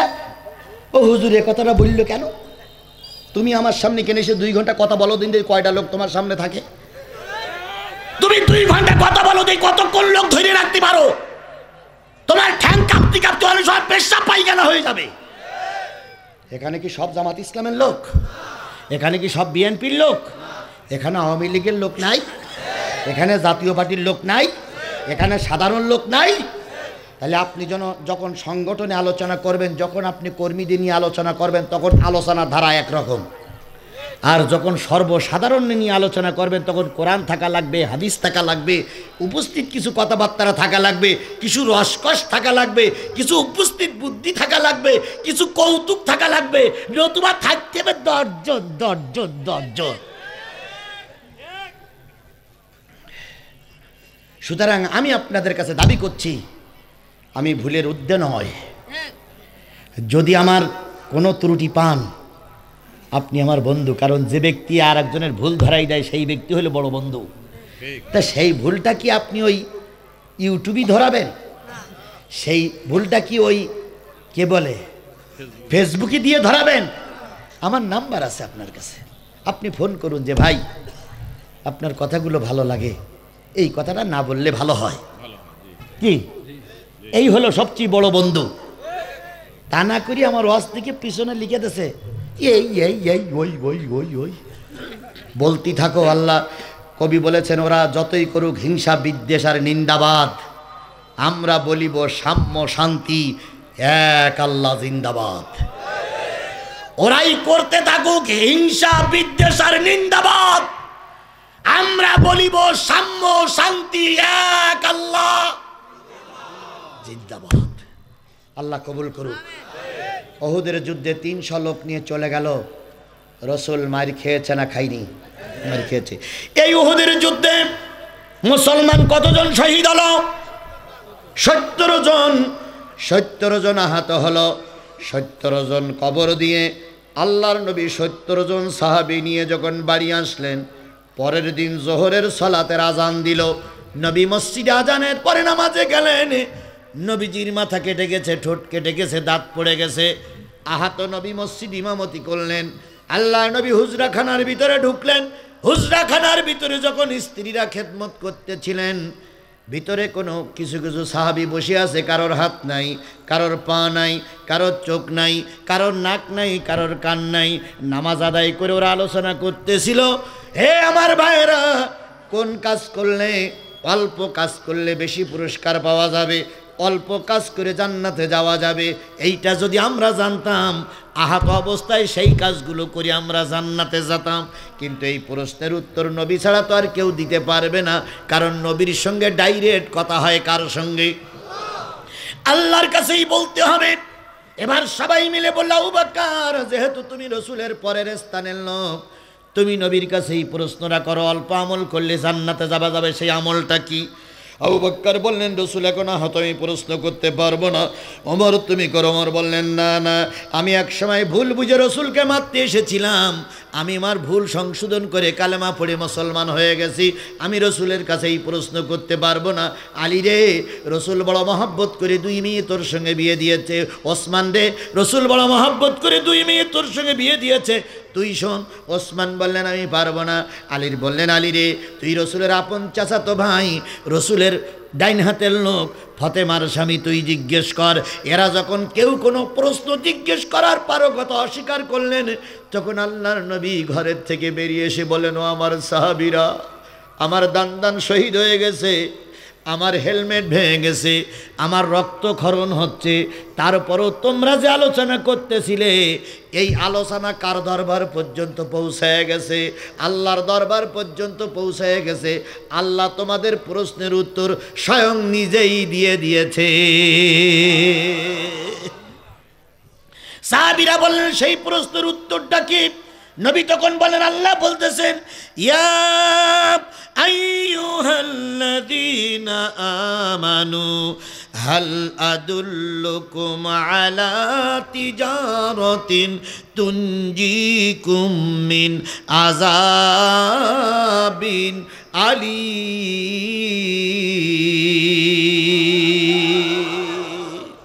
হে ঈমানদারেরা, উহুদের ময়দান থেকে ফিরে এসে মসজিদে তোমরা আলোচনা করতেছে কোন কাজ করলে কোথায় যাওয়া যাবে? জান্নাতে যাওয়া যাবে, জাহান্নামে যাওয়া যাবে না। নবী উত্তর দিচ্ছেন, আমি শুনেছি, আমি সেই উত্তরটা দিয়ে দিচ্ছি। তোমাদের কি এমন একটা ব্যবসার কথা বা কাজের কথা বলে দেব না, যে কাজ বা ব্যবসা করলে কেউ দোজখে যাবা না? তাহলে কোথায় যাবা? জান্নাতে।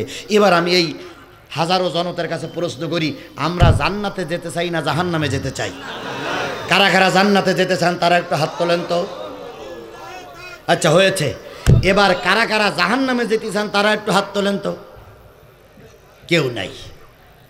আচ্ছা, এই পঞ্চগড়ের ভাওলাগঞ্জে সুদখোর নাই? এখানে কি আছে? ভাই একটু হাত তোলেন তো। ভাই একটু হাত তোলেন ভাই।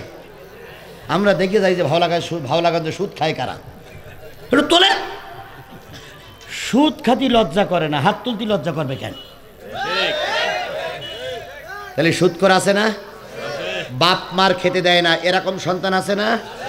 তারপরে জমি জায়গা মেয়ের নামে অথবা ছেলের নামে লিখে দিয়েছে, এরকম লোক আছে না? তাহলে এ লোকগুলো মাপ পাবে বলে আমার হাদিস কোরআনে জানা নাই, তাহলে সেই লোকগুলো হাত তোলেন। কেউ হাত তুলবে না। তাইলে আমরা সবাই যেতে চাই কোথায়? এইবার জান্নাতে যেতে গেলে আল্লাহ পাক বলেন, পুরাপুরি কার পরে ঈমান আনো?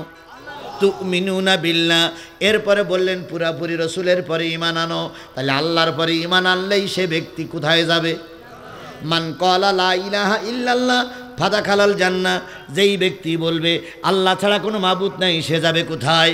ইন্নাল্লাযীনা ইয়াকতুমুনা মা নাই ইন্নাল্লাযীনা ক্বালু রাব্বুনাল্লাহ সুম্মা ইসতাকামু তাতানাজ্জালু আলাইহিমুল মালায়েকা আল্লা তাখাফু ওয়া লা তাহজানু ওয়া আবশিরু বিল জান্নাতিল্লাতী কুনতুম তুআদুন।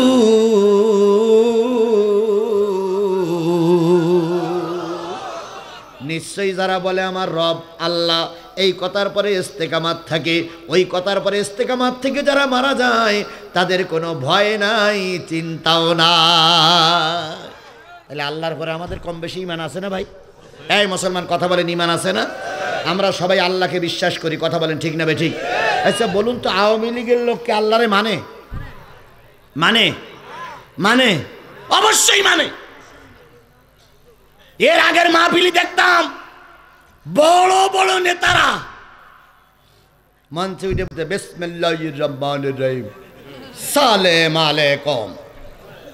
ভাইরা আমার, বোনেরা আমার, আমার নেত্রী এই করেছে সেই করেছে, ইয়া করেঙ্গা শিয়া করেঙ্গা, নেই করেঙ্গা নেই খায়েঙ্গা। আমরা কি মুসলমান নই? আমার প্রধানমন্ত্রী দৈনিক 5 ওয়াক্ত নামাজ পড়ে, আমার প্রধানমন্ত্রী কোরআন তেলাওয়াত করে কাজ শুরু করে, আমার প্রধানমন্ত্রী ঘুমির থেকে উঠে যায় নামাজ আর কোরআন শরীফ খোঁজে। আমরা মঞ্চে বসে ওটাই বিশ্বাস করতাম। অনেক সময় দোয়া করতাম, আল্লাহ যখন নামাজি তখন হেদায়েত দাও। আমরা এটা অনেকেই বিশ্বাস করতাম, কথা বলেন ঠিক না বেঠিক? ইচ্ছাই হোক আর অনিচ্ছাই হোক বিশ্বাস করতেই হইতো, না করলে খবর ছিল। এক মসজিদের ইমাম সাহেবের মসজিদে নামাজ পড়তে গেছে এমপি সাহেব। তো ইমাম সাহেব ওই এমপি সাহেবের দেখিয়ে একটু আবেগপ্রবণ হয়ে বলতেছে, আল্লাহ তুমি এমন একজন প্রধানমন্ত্রী আমাদের দেশে দেশো, প্রধানমন্ত্রীর নাম আল্লাহ তুমি কোরআন শরীফে স্বয়ং দিয়ে দিয়েছ। তো এমপি মাথা নিচু করেছিল, মাথা উঁচু করে বলতে, হুজুর কি বলল? প্রধানমন্ত্রীর নাম কোরআন শরীফে আছে? তাহলে তুই আল্লাহর খাস অলি রে বাবা, তোর রাবেয়া বসরি। তো নামাজের পরে হুজুরের কাছে যে বলতে, হুজুর আপনি যে বললেন কোরআন শরীফে প্রধানমন্ত্রীর নাম আছে, কোন জায়গায় একটু বলেন তো? কই আপনি শোনেননি? কই না, কই সবসময় তো আমরা বলি। কই কি একটু বলেন তো? তো হুজুর বলতেছে, রব্বানা আতিনা ফিদ দুনিয়া হাসিনা।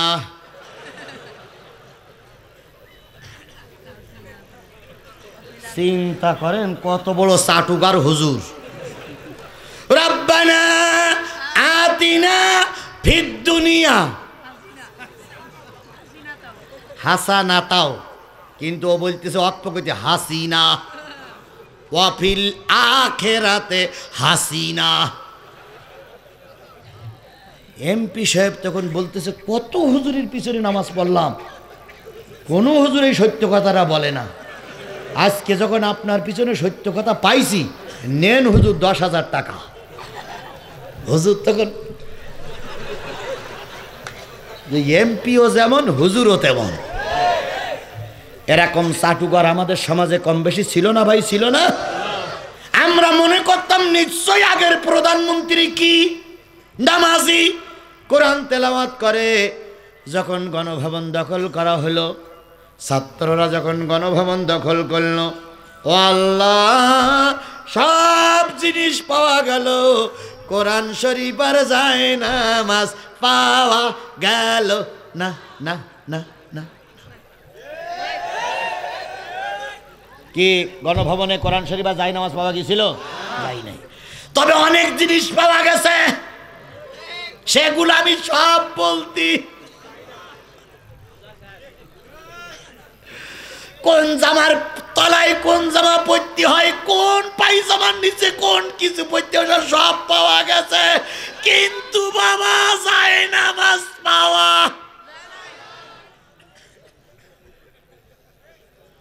সাংবাদিকরা নেতার কাছে জিজ্ঞেস করলো, কাউয়া কাদের ভাই, সে যায় নামাজ আর সেই কোরআন শরীফ গেল কই? কাউয়া কাদের বলতেছে, আমাদের প্রধানমন্ত্রী এতই ধর্মভীরু, যাওয়ার সময় যায় নামাজ আর কোরআন শরীফ বগল দাওয়াই করে নিয়ে চলে গেছে। কত বড় মৃত্যুক ওনাদের রাষ্ট্রপতি প্রধান, আর কত বড় মৃত্যুক সেক্রেটারি জেনারেল। সবটাই মৃত্যুক, কথা বলেন ঠিক না বেঠিক? মাসুদ তুমি ভালো হয়ে যাও, এ কথাকে কইবে আর, পালিয়ে গেছে কাউয়া কাদের, কেউ জানে না খবর তার, ভালো হয়ে যাও, ভালো হয়ে যাও।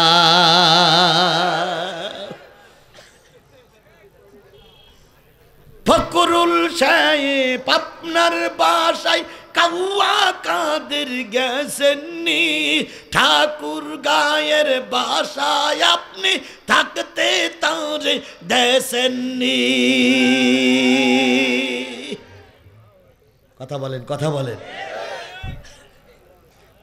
তার সাথে যে আছে বাকি আছে কোটি জনতার, পালিয়ে গেছে কৌয়া কাদের কেউ জানে না।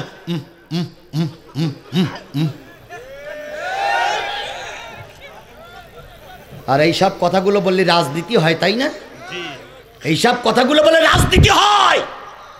দেশটারে সর্বনাশের তার প্রান্তে পৌঁছাই রেখে গেছে ওরা। বিগত 15টা বছর আমরা ভোট দিতে পারিনি, আজকে আমার কথা শুনে রাজনীতির গন্ধ পাও।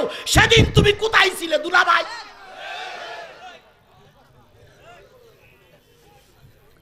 এই কথাগুলো শুনলে কেউ কেউ বলে জিহাদি রাজনীতি করে। কথা বলে না, বলে না, বলে না। আমি বিগত 15টা বছর ভোট দিতে পারিনি। আপনারা ভোট দিয়েছেন কারা কারা? হাত তোলেন তো। তাহলে কিসের রাজনীতি? আমাদেরকে সত্য কথা বলতেই হবে। আমি বলবো না, তুমি বলবা না, তাহলে কি ফেরেশতা জিবরাইলই ওয়াজ করবে?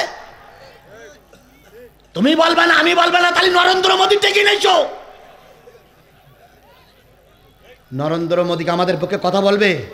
তাহলে আমাদের কথা আমাদেরকেই বলতে হবে, আমাদের কথা আমাদেরকেই বলতে হবে। আগামী নির্বাচনের মাধ্যমে গণতন্ত্র উদ্ধার করব, আর সেই গণতন্ত্রের উদ্ধারের মাধ্যমে বিগত 15.5 বছর হায়নাদের অত্যাচারের প্রতিশোধ নেব। মারামারি খুনুখুনি করে নয়, ভোটের মাধ্যমে প্রতিশোধ নেব ইনশাআল্লাহ। বিএনপি ক্ষমতায় গেল আমার, জামাত ইসলাম ক্ষমতায় গেল আমার, কারণ বিএনপি জামাত আন্দোলনের মাধ্যমে দেশে শান্তি ফিরে এসেছে। সুতরাং বিএনপি আমার ভাই, জামাত আমার ভাই। আমাদের দুই দলের ভিতরে কোনো মতদ্বন্দ্ব তৈরি করা যাবে না, যাবে না, যাবে না। আল্লাহর নবী সাল্লাল্লাহু আলাইহি সাল্লাম সাহাবীদেরকে বললেন, আল্লাহর পরে ঈমান আনো, রাসূলের পরে ঈমান আনো, জিহাদ ফি সাবিলিল্লাহর কাজ করো। তাহলে এখানে কম বেশি আমরা ঈমানদার আছি না নাই? আল্লাহর পরে ঈমানের কথা বলা বন্ধ করেই দিলাম। ওই পর্যন্ত ওর ব্যাখ্যা করতে গেলে, মাঝখানের শেষের ব্যাখ্যা করতে গেলে আমি সময় পাবো না। শুধু রসুলের মহব্বতের পরে কয়েকটা কথা বলে বিদায় নেই। আল্লাহর নবী ওহুদের যুদ্ধে যাবেন, 300 লোক নিয়ে কেটে পড়ল কে? আব্দুল্লাহ বিন উবাই। রসুলের মন ভেঙে গেল। রসুল মদিনার মসজিদে ঢুকলেন। মদিনার মসজিদে যখন ঢুকলেন, রসুলের মনটা বড় খারাপ। সাহাবী আজমাইনগণ রসুলের সামনে দাঁড়াই যে বলতেছি, ইয়া রাসূলুল্লাহ, ঘরে যখন খাবার থাকে না, ছেলে মেয়েদের যখন খাবার জোগাড় করতে পারি না, স্ত্রীকে বলি রসুলের সামনে বাচ্চাটারে পাঠিয়ে দাও। ভাই, এতগুলো মানুষের ভিতরে 5টা লোক উঠে গেলেন, আপনারা কি কাজটা ভালো করে গেলেন? আচ্ছা, 11টায় 50 কি হয়ে গেছে? কাছাকাছি।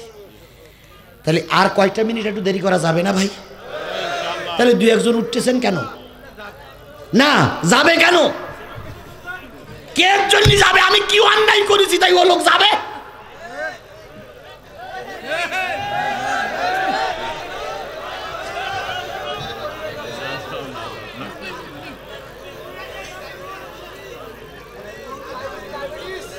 আচ্ছা দেখেন, ওই মুরব্বী চলে গেছে, এই মুরব্বী জায়গা দখল করতে না চলে যাচ্ছে।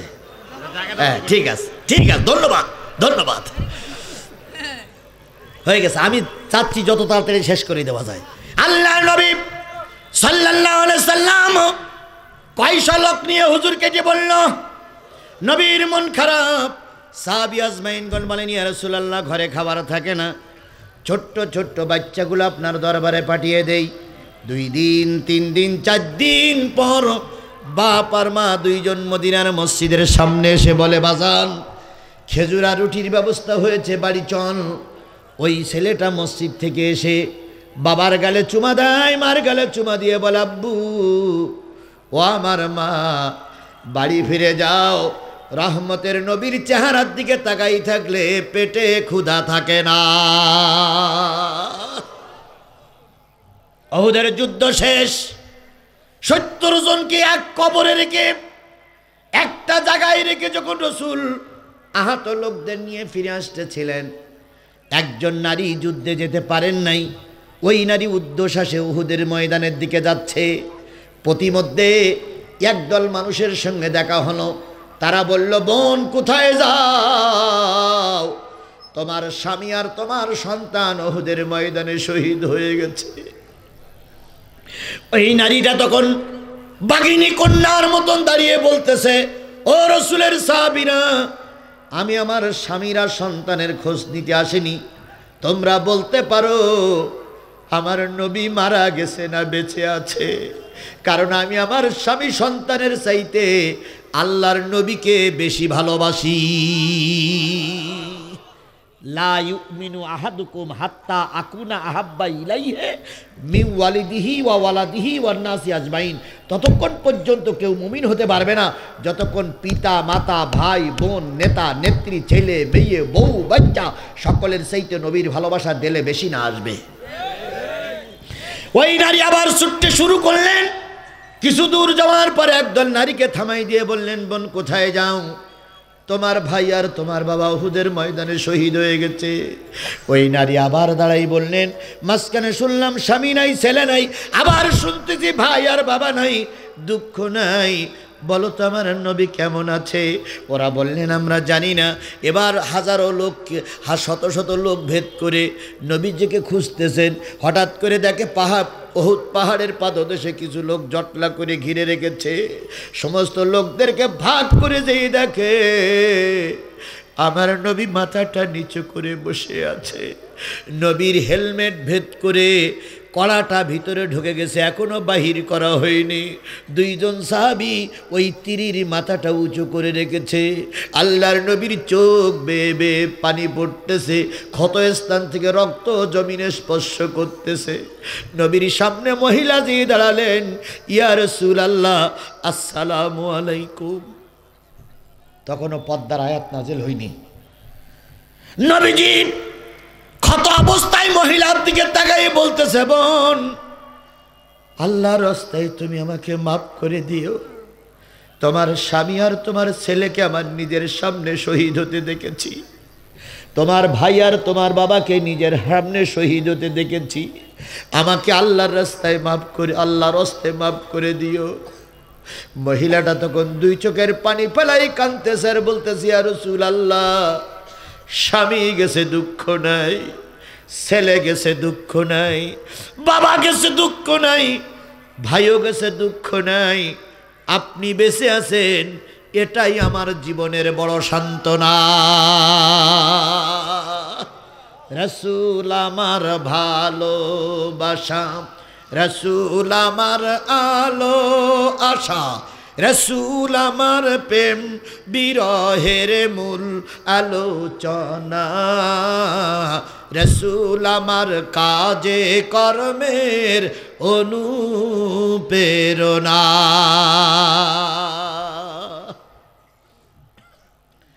নবীজি বললেন, আলহামদুলিল্লাহ, এই উহুদে যাওয়ার আগে আল্লাহর নবী মদিনার মসজিদে ঢুকেছেন। মনটা কি মনে নেই? সাহাবীরা জিজ্ঞেস করলেন, ইয়া রাসূলুল্লাহ মন খারাপ কেন? নবীজি বললেন, 300 লোক নিয়ে এক মৌলবী কেটে পড়েছে, তাতে কি হয়েছে? আমরা 700 লোক তো আছি। হুজুর বললেন, কি হয়েছে ওটা পরের কথা, কিন্তু দলের থেকে যদি 2 জন লোক বেরিয়ে যায় তাও খারাপ লাগে। কথা বলেন, কথা বলেন।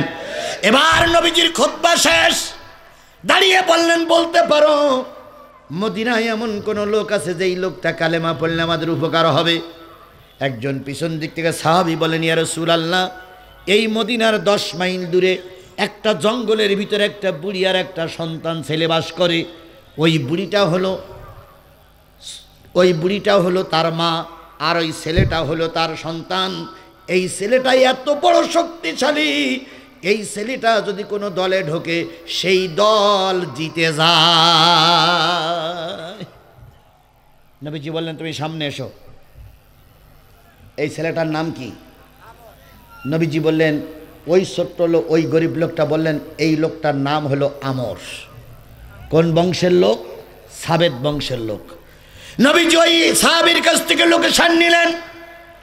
পরের দিন সকালবেলা ওই আমরের বাড়িতে রওনা হয়ে গেছেন। হয়তো কোনো হুজুর বলতে পারেন হুজুর এই কাহিনীটা বানাই বলতেছে, ভালো করে খেয়াল করেন। ইমাম বুখারী যখন ছাত্রদের পড়াচ্ছিলেন, ইমাম বুখারী বললেন কোনো বেনামাজি জান্নাতে যাবে না একজন বেনামাজি ছাড়া। একজন বেনামাজি জান্নাতে যাবে। ছাত্ররা বলেন আল্লাহ নিজেই বলেছেন ক্বালু লাম নাকু মিনাল মুসাল্লিন, যারা মুসল্লি না তারা জান্নাতে যাবে না। আর আপনি বলতেছেন একজন মুসল্লি না সে জান্নাতে যাবে, এটা আপনার আল্লাহর কোরআনের সঙ্গে টক্কর। আবু হুরায়রা বললেন না না না, আমি বলি শোনো, উনি যে হাদিসটা বর্ণনা করেছেন সেই হাদিসটা জাতির সামনে আমি তুলে ধরতেছি। আল্লাহর নবী সাল্লাল্লাহু আলাইহি সাল্লাম পরের দিন ফজরের নামাজ পড়ে 10 মাইল দূরে ওই আমরের বাড়ির লোকেশন নিয়ে চললেন। যেতে যেতে যেতে যেতে যেতে যেতে এক সময় আমরের বাড়ি পেয়ে গেলেন। যেয়ে দেখে একজন 70-80 বছরের বুড়ি নিজ কাজে ব্যস্ত, পশ্চিম দিক ফিরে বসে আছে। নবীজি পিছন দিক থেকে যেয়ে বলেন আসসালামু আলাইকুম ইয়া হালাল বাইত, আসসালামু আলাইকুম ইয়া হালাল বাইত, আসসালামু আলাইকুম ইয়া হালাল বাইত। বুড়ি পশ্চিম দিক ফিরে বলতেছে কে? এখন আমর ঘুম থেকে উঠবে না, সারা রাত ভাড়া খেতে এসেছে। আমার আমর হইল ভাড়াইটে গুন্ডা। ভাড়াইটে গুন্ডা কি আমাদের দেশে আছে? এই মুসলমান কথা বলেন আছে? অবশ্যই আছে। তো আমর এখন উঠবে না।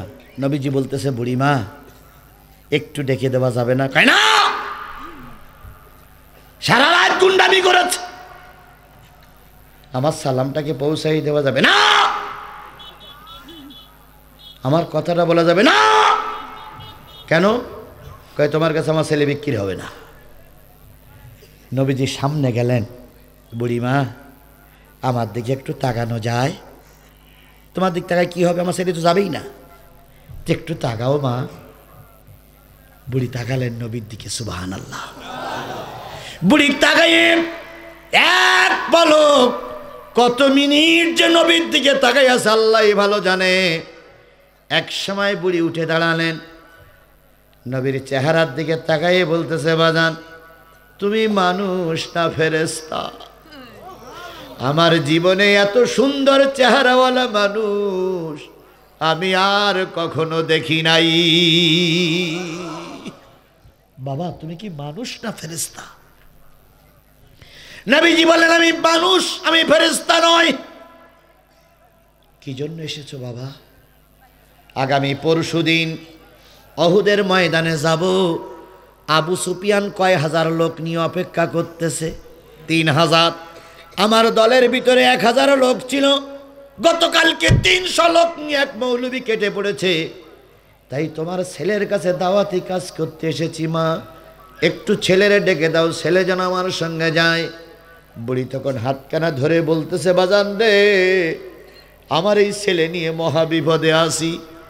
এই মদিনায় যত গুন্ডা থাকে তার চাইতে সবচেয়ে বড় গুন্ডা আমার ছেলে। সকালে মারে, দুপুরে মারে, রাতে মারে, কত মার আর আমি খাবো রে বাবা। মারি খেতে খেতে আমার পিটি ঘা হয়ে গেছে, তারপরে গুন্ডামি যায় না। ও বাজান তুমি এসেছো, তোমার নাম কি? মোহাম্মদ। বাবার নাম আব্দুল্লাহ। কোথায় বাড়ি? মক্কায়। এখানে কেন? ধর্ম প্রচার করতে এসেছি। বুড়ি বলতেছে বাবা তোমার আর আমার কথা যদি ওই ছেলে শোনে, ও এসে পর তোমার কাল্লা আলাদা করে ফেলবে। তুমি বাবা চলে যাও, বাপ সম্মান নিয়ে চলে যাও। নবী যাবে না, তারপরে ঠেলে বাহির করে দিল। নবী যাওয়ার সময় বলতেছে বুড়িমা আগামীকাল আমি আবারও আসবো।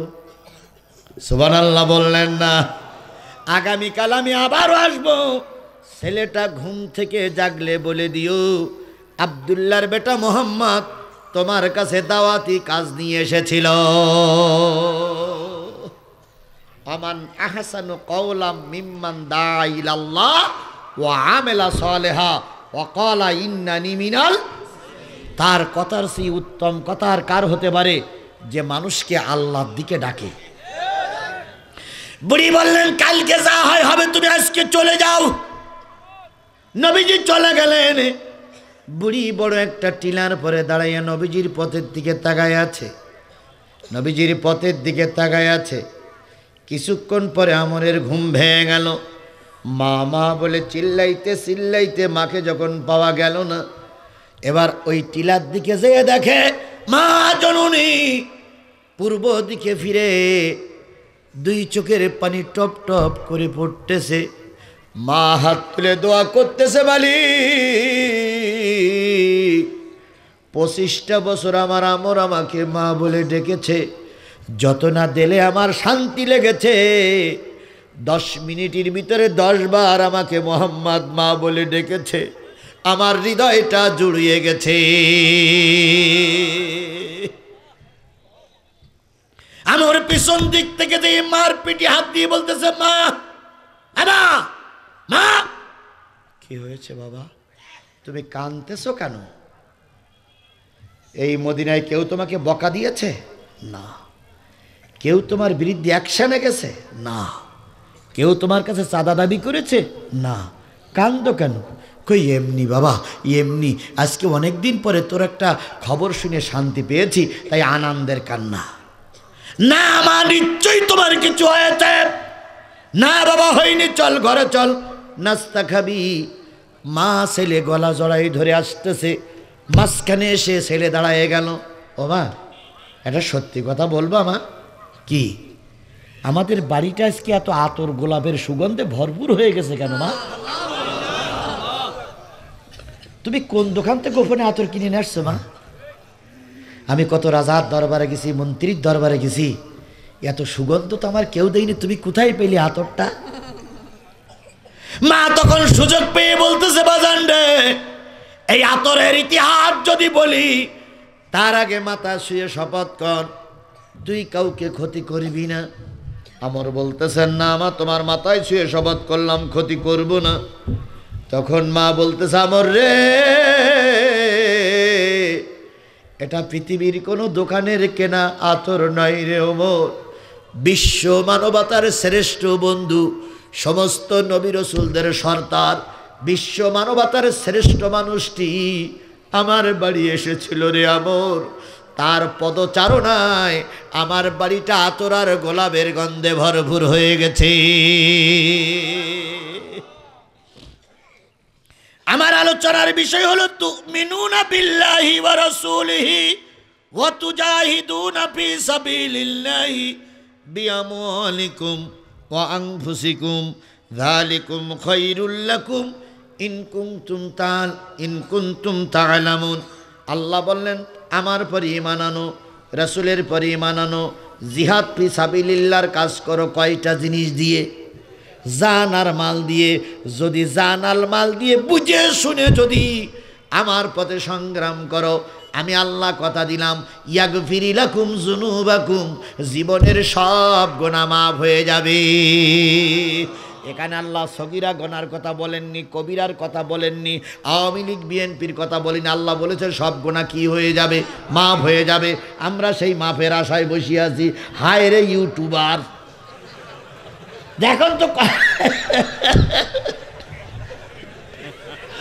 এই ইউটিউবার সাহেব আসো, আসো আসো আমার কাছে আসো, হ্যাঁ পাঠাই দেন, ক্যামেরা করুক, আসো আসো আসো আসো আসো বাবা, আসো আসো আসো, হ্যাঁ হ্যাঁ আসো আসো। এই দেখেন, কই সে মোবাইল, কই সে মোবাইল, কই ওর হাতে দেন মোবাইলটা, ওর হাতে না দিলে কি মজা দেখা যায় রে ভাই। এই দেখেন তো কত বড়, হ্যাঁ এবার ছবি তোলো, আমার ছবি তোলো, হ্যাঁ আমার ছবি তোলো, আমার ছবি তোলো, আমার ছবি, এই ওদিক সরিয়ে যাও, যে আমার ছবি তোলো। মাশাআল্লাহ, আল্লাহ আল্লাহ এর কবুল করুক, আল্লাহ এর কবুল করুক, আল্লাহ এর কবুল করুক। আল্লাহ বড় আলেম বানায় দেখ, এই বয়সে এই সাহস, তাহলে বড় হলি জিহাদির চাইতে আরো সাহস হয়ে যাবে। এদিক ফেরো, এদিক ফেরো, জাতি তোমার একটু দেখুক, এদিক ফেরো। মাশাআল্লাহ মাশাআল্লাহ, আল্লাহ এই জিহাদিকে কবুল করুক। সকলে মিলে বলুন আমিন, আরো জোরে আমিন, আরো জোরে। দাঁড়াও আমার এখানে, এ কি এই বাজে খারাপ, যাও আব্বুর কাছে যাও। আমার ভাইরা যে জিনিসটা বোঝাতে চাচ্ছিলাম সেটা হলো, আমরকে কথা বলার সুযোগ মা পেয়ে গেছে। আমর বললেন, মা তুমি কার পরিচয় বলতেছো? কয় সেই লোকটার নাম হচ্ছে মোহাম্মদ রসুল্লাহ। আমর বলতেছে, মা তুমি শুনুনি? কয় কি? কয় মোহাম্মদকে জীবিত অথবা মৃত্যু ধরে দিতে পারলে মক্কার অর্ধেক অংশ তার নামে দান করা হবে। মোহাম্মদের কাল্লা মক্কা সরকারের কাছে জমা দিতে পারলে সুন্দরী নারী বিয়ে দেওয়া হবে, 70টা উট তার নামে দেওয়া হবে। এ সুযোগ মা আমি হাতছাড়া করতে রাজি না। আমার ঘরের ভিতরে ঢুকলো, তরবারি নিয়ে কাকে হত্যা করবে? জোরে বলেন, কারে হত্যা করবে? নবীরে হত্যা করবে।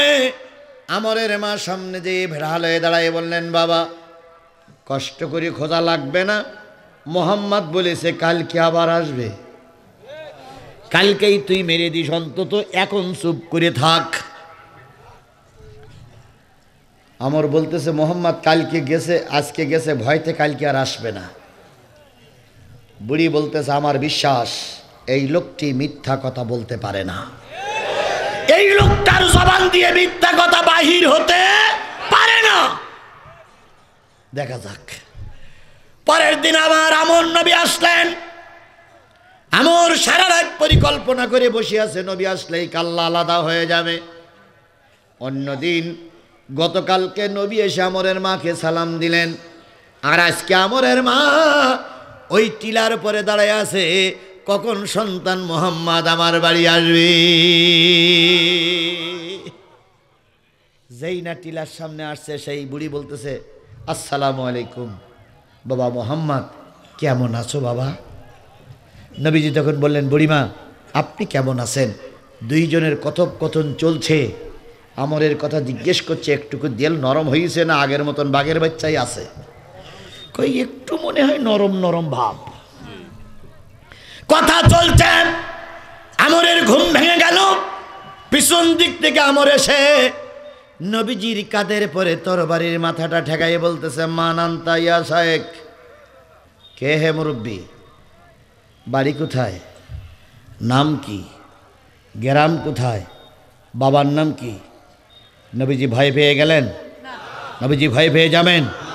তরবারির মাথাখানা ধরে বলতেছে, আনা মোহাম্মদ রসুল্লাহ সাল্লাল্লাহু আলাইহি সাল্লাম। ও আপনি সেই নবী যার কারণে মক্কা মদিনায় তুমুল বেগে কি চলছে? যুদ্ধ চলছে, মারামারি চলছে, খুনোখুনি চলছে, কাটাকাটি চলছে। আপনি সেই লোক, আপনারে মারতে পারলেই তো আমি বহুত পুরস্কার পাবো। আপনি তৈরি হন, কাল্লা আলাদা করে মক্কা সরকারের কাছে পৌঁছাই দেব। বুড়ি কাঁদতেছে।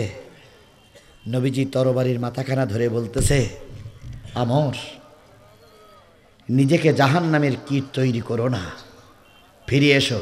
না, আমি ফেরা সন্তান নয়, আমি সরকারি দলের অমুক নেতা। দুনিয়া ফিরতে পারে, আমরা ফিরতে পারি না। আমরা করোনার সঙ্গে মোকাবেলা করতে পারি, আমরা ঘূর্ণিঝড়ের সঙ্গে মোকাবেলা করতে পারি। আমাদের সঙ্গে মোকাবেলা করার মতন কোনো শক্তিশালী বাড়ি বাংলাদেশে নাই। কি অহংকার! আল্লাহ নবী তরবারির মাথাখানা ধরে বলতেছে, আমার রে বৈধ বাপ আর বৈধ মা যারা, মা দ্বারা যারা দুনিয়ার মুখ দেখে, জন্মের সময় যাদের অবৈধ রক্ত মার পেটে না পড়ে, তারা কখনো নবী হত্যা করতে পারে না। তোমার মা তোমার সামনে, শুনে দেখো তো, তোমার জন্মের সময় তোমার বাপ ঘরে ছিল না বাইরে ছিল? যদি তোমার বাপ ঘরে থাকে, আর যদি কোনো সাক্ষীর উপস্থিতি তোমার বাপ আর মার সঙ্গে বিয়ে হয়ে থাকে, তুমি তোমার মারতে পারবা না।